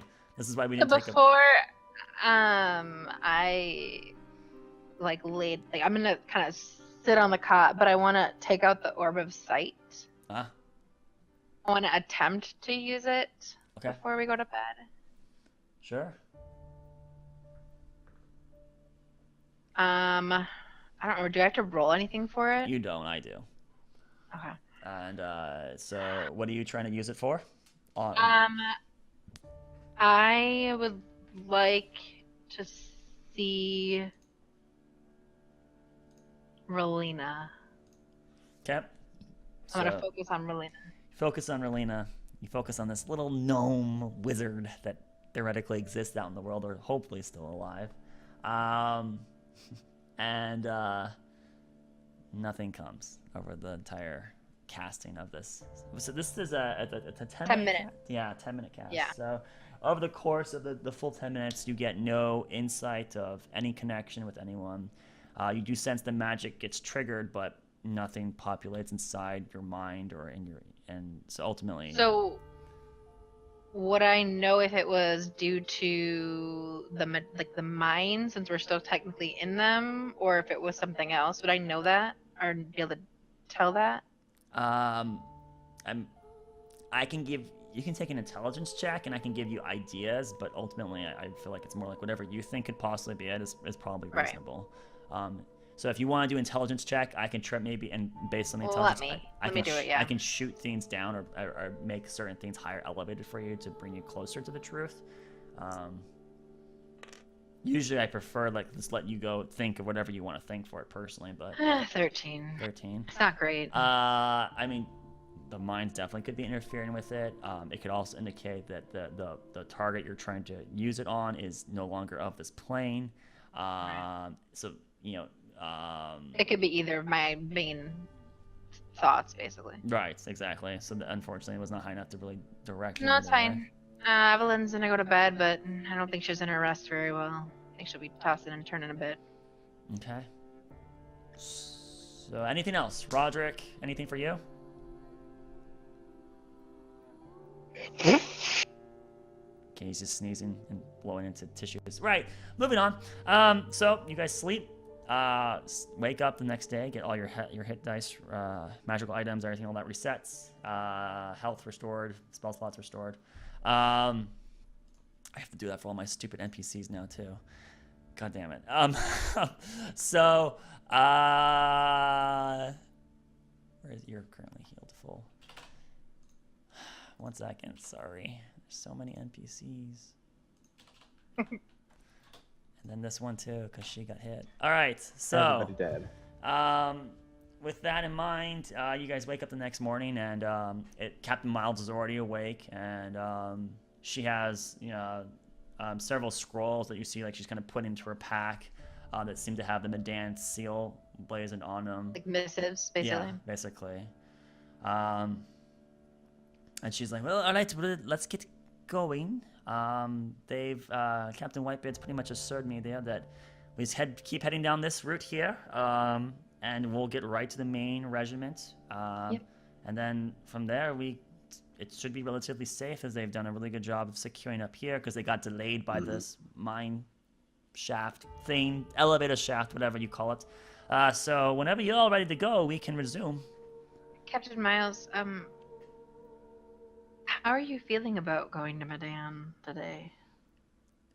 Well, we won't make it today, but we will be there tomorrow. At least based off of what they're telling me. Mm-hmm. Be one more rest. I'm nervous about it. Not normally a diplomatic delegee or whatever you prefer to it as. I have a bunch of lives on the line, so I'm really hoping that I don't fuck this up. Well, you I seem just to be mean, doing well are so you? far. Yeah. Are you concerned about anything you've seen so far from people that have kind of come to reclaim the mines, or Are you?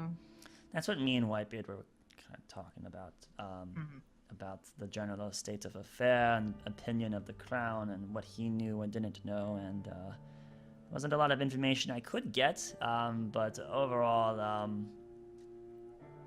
overall it could be either way. It really depends on if this son of the High Swans, if he's a good man or not, is what it comes out to being. So I don't know him.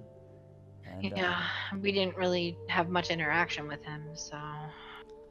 really, really dependent upon that, because any monarchy can be really stubborn or prideful, and they're just gonna, if that's the case of this current heir,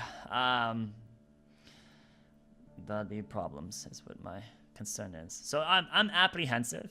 I'm not eager to go there, but it needs to be done, because if we don't do it, then I'll just march in and assume control, and at least, Right. right, so... Which is the last thing anybody wants, I think. Are you all eager to head back and get this friend of yours that's been in prison forever? It'll be good to see another familiar face, that's for sure, but I won't really be... Until I get to the surface, that's when I can finally feel Well, some relief. We'll be heading to one of those directions, right? So if you guys want to do that, Yeah. through thing, the back entrance, I think you know what I mean. All right. Yeah. I'm sure they've already patched that up, but they may have left it open. I don't know. We'll have to see. Yeah, for sure. All right, well, I think if everyone's ready. I called. Did you find anything out? Let's go see I found Ezekiel's out the one more funny time. thing that the ale on this side is about as good as it does on the other side. They had very untasty, that's the word I'll use. Lacking in taste, produce. I was subpar for sure. I definitely prefer what's on Kurat's side The over other there. side. Yeah. But they told me a lot of interesting tales of the two temples that exist in Midan, and how its architecture, and Were they shocked to see a cat? I probably as shocked as they were when they saw you. I don't. Yeah, it's true. So no one seemed to be very mean-spirited. That's good. I'm more eager and more psyched to see this Midan, and get us moving back on our journey. So I'm ready to go whenever you are. Roderick, you said you wanted to go see Ezekiel before we left? Yeah. Okay. Why not? See if we can, help us out before we go. We know what we have. What else? We have left the axe. Whatever you Yeah, I guys have a wrote few down. Arrows. Yeah. Yeah. Yes, I have a few arrows as well as this potion. And you'll pull out the potion with the 3 different liquids in it. Oh, that's right. Okay. The floating cloudy substance, the white something impurities. Okay. Okay, so you guys go look for Ezekiel for Yes. All right, so after 10-15 minutes, you do eventually find where he currently is residing. He waves to you all, and then you present your extra shit that you want him to fucking identify. So what four things are you looking for this time? 1 potion with liquids, brown, silver, and gray.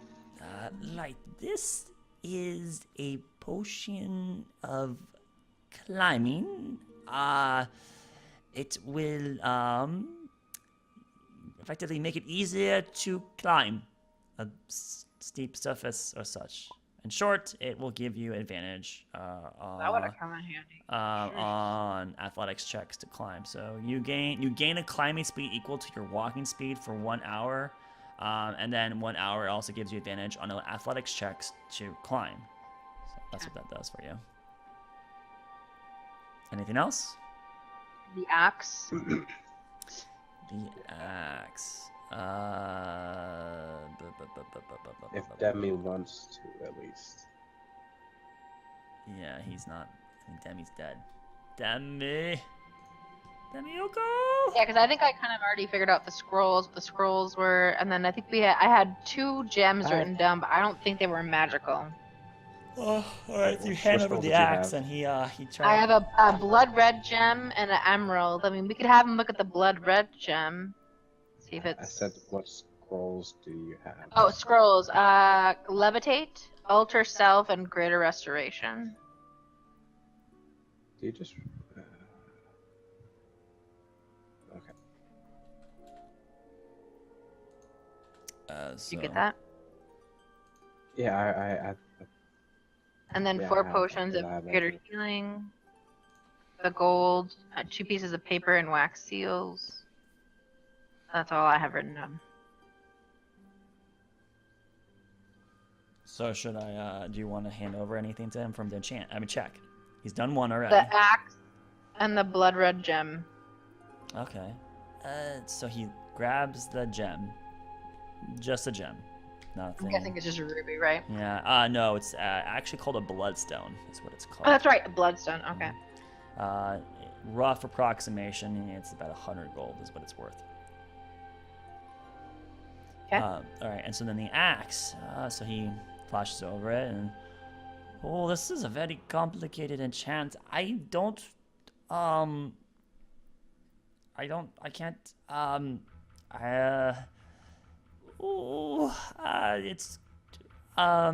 I know it helps to hit things, kind of like the sickle you have, right? Yeah, it helps you strike a target that you're trying to hit, and then it helps you do more critical damage to them when you hit them. It also makes you more fortuitous.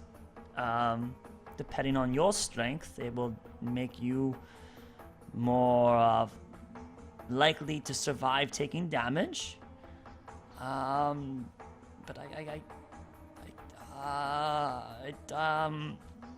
there's something off about it though, and I don't really know what else it has to it. I'm sorry, I'm not really the enchanting type. I just know a few tricks. No, that's more than enough information. I know of someone in Midan that can probably help us identify it. Thank you very much, Ezekias. Right. Glad I could be helpful. Everyone remembers Ezekias. Right. Oh, wait, I also have 4 arrows. Oh Would yeah, you that's ever right. use that one? Well, I can Once? check we get arrows? check 2 of them for you. Sure, that'd be great. So he casts Identify on one. It's a +1 arrow. Casts Identify on the other. It's a +1 arrow.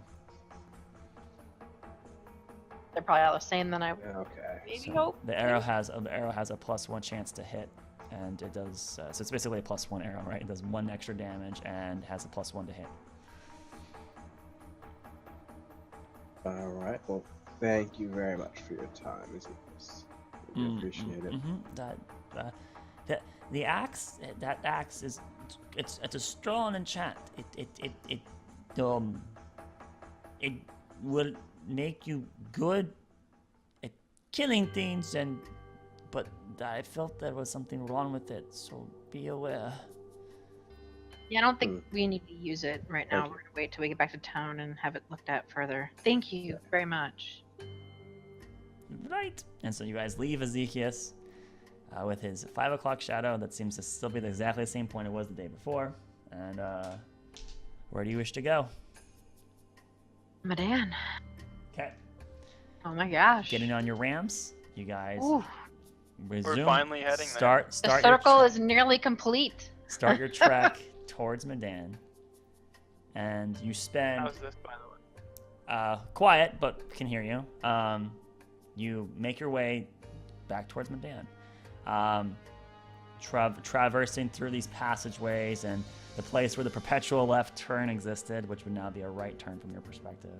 And you would recognize, you get to a T intersection where you know if you make a right here, you can then make another right, and then there'll be the secret hallway to the lake where you fought. You could go past that, and I mean, to the left a little bit more, and you would be able to go to where you fought the Vol Scrap, or the area where you fought the bats with Duro and Thoric and Belbrita. Or you could go south-ish and head to the area where you fought Babarusa and her just destroying the landscape if you wanted to. Or you can make a right to go out towards the exit. And so you guys make your way towards that Go to right. Midan, yeah. And so as you make your way, you find that this trip is much more easier, much more acclimated, much more friendly than it was your first trip, as there are patrols of other dwarves that don't seem to be terribly distressed as they're walking around and doing patrols, and kind of there's a level of order here that was definitely not here previously, which brings a level of security that you don't have. And you spend a day traveling, and you break up camp at a point. And then It's been a while since we were able to move around freely. I mean, it's kind of I know, weird. right?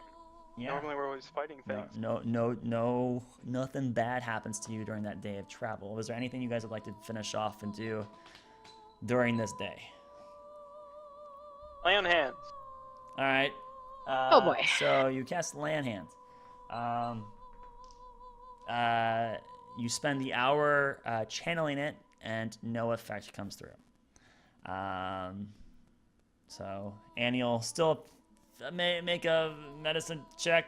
Doma, I can't roll the dice. Someone roll it for me. I'll roll it.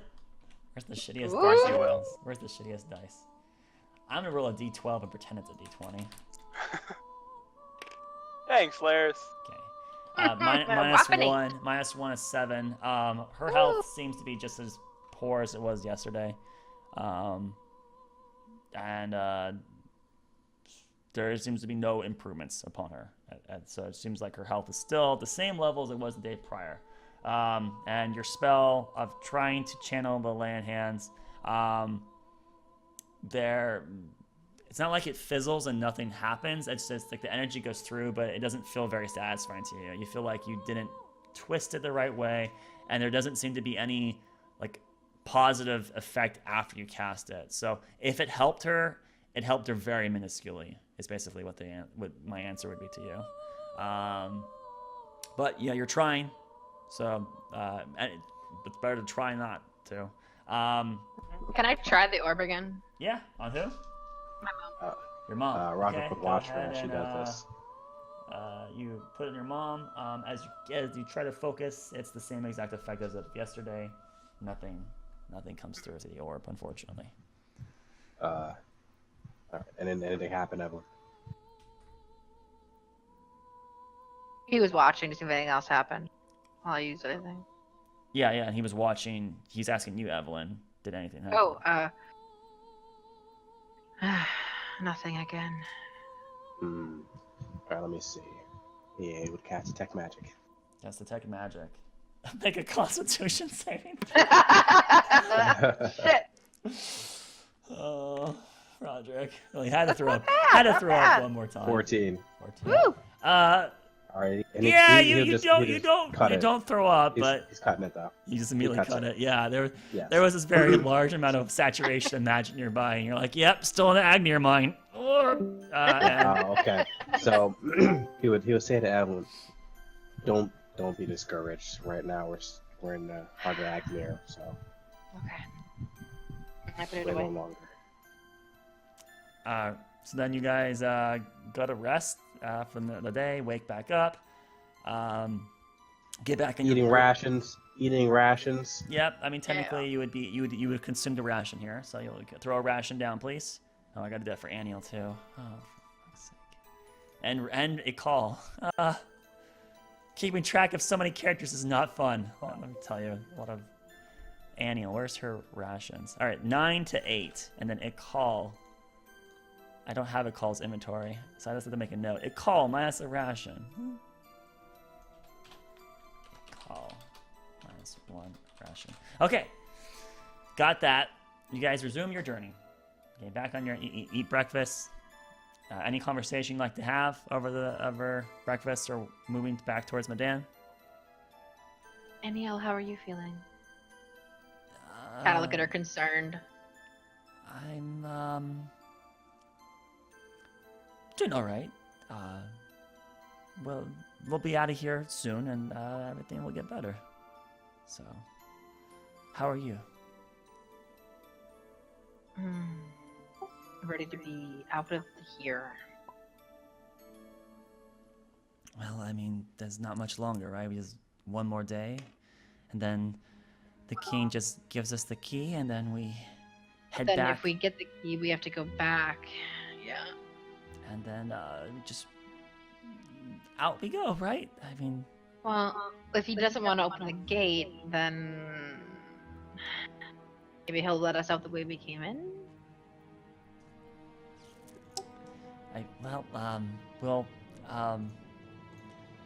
if that's not, yeah. She stutters a couple times, but Too many unknowns. you guys get on your rams and start heading off to Midan.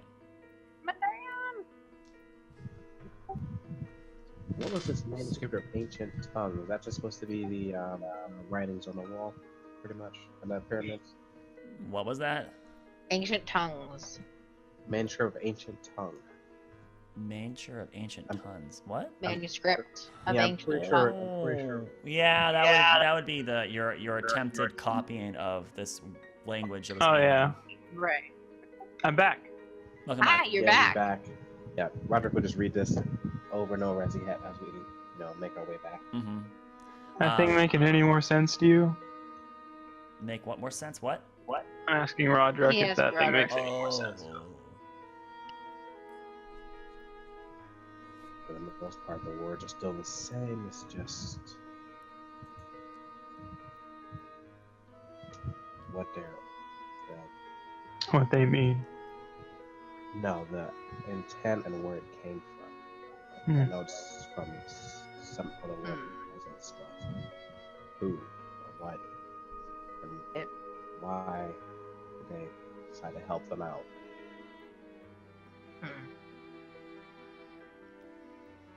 So as you guys continue going forward, you see a sight that brings much joy to your hearts after several hours of traveling. You see a stairway of very long steps. They're going to be very annoying for your rams to climb, but they have the means to do it. And I'm gonna get off mine and just lead it up. Right. Okay. And off to your left is a giant vertical drop off into the abyss, that. and you see this moss kind of coated along the wall that's got an efflorescence to it, and you're like, I know where we are. This is the stairway right out of Midan, and we just go up these steps, and we'll be in Midan. We're almost there. And you start scaling up those stairs. And that's where we'll end today's episode. Yay! All right. So It's been done. it has been done. The treacherous, disastrous 25th episode or 24th episode or whatever the heck it is. 24th. Yeah. 24th episode. Our rebroadcast episode has happened. Huzzah. All Wow. right. We're you guys, back, we baby. made it We're to back. we made it Woo! to Midan, and now I Hey, get wait. Yeah, over. we gotta have if tomorrow's a holiday, we could go a little longer. We can also not and hold to our schedule, and that's what we're going to do. So, Polaris is nothing prepared. Well, you're not feeling good. You should probably go rest anyway. Meh. hey, I gave you 4. Let's not be over what do you call it? Not stress the DM just yet. Over pushing it or whatever the heck it is. We're zealous. Yeah, that's the word. Thank you. Let's not be too overzealous with our. It's like when you go to the gym where you haven't gone to the gym for a year, Ease right? back into it. If you just go full hard, you're gonna be hurting so bad the whoa, next whoa. day. So you gotta go Yeah, slow you're gonna be routine. hurting so bad the next day, but then do then half go in. of what you were doing previously. So I don't know what you do in the gym, but when you go hard every single day. It doesn't matter. Right, but Even not if the you first just day because ease into you will be. No, the first day you go into it, you know you're gonna get sore. That's why you stretch. You stretch. That's Well, exactly why and you then do a go in. lower first day, because if you do too hard. Okay, anyways, we're not gonna get into gym habits here. This is the end of the episode, regardless. So thank you, viewers, for watching. please tune with us with every Sunday unless we announce that we're not gonna go. So we'll be back here Sundays, 4 p.m. to 8 p.m. Woo! And it will get better. It will get better. Trust me. I'll get back I to think that it was. expectations. I don't think it was terrible. Oh, Like definitely- you think. Well, I thought it was terrible. But maybe you Well, all wait. don't. So, but the games will improve. Trust me. I'll get back into it and we'll get going and just gotta get past this ugly mess here of disorganizedness after what happened because of that stupid job. So everyone, thank you for watching. Unfortunately, I can't say have a great weekend anymore because the weekend's over. Have a good week. Yeah. So have a wonderful work See you next week. week. Ugh. Have fun Monday. See ya next Sunday. So Woo. Sunday, Give 4 something to p.m. push you through your week. Yeah, that's right. It'll be the apple at the end of the start of the what? No. Never mind.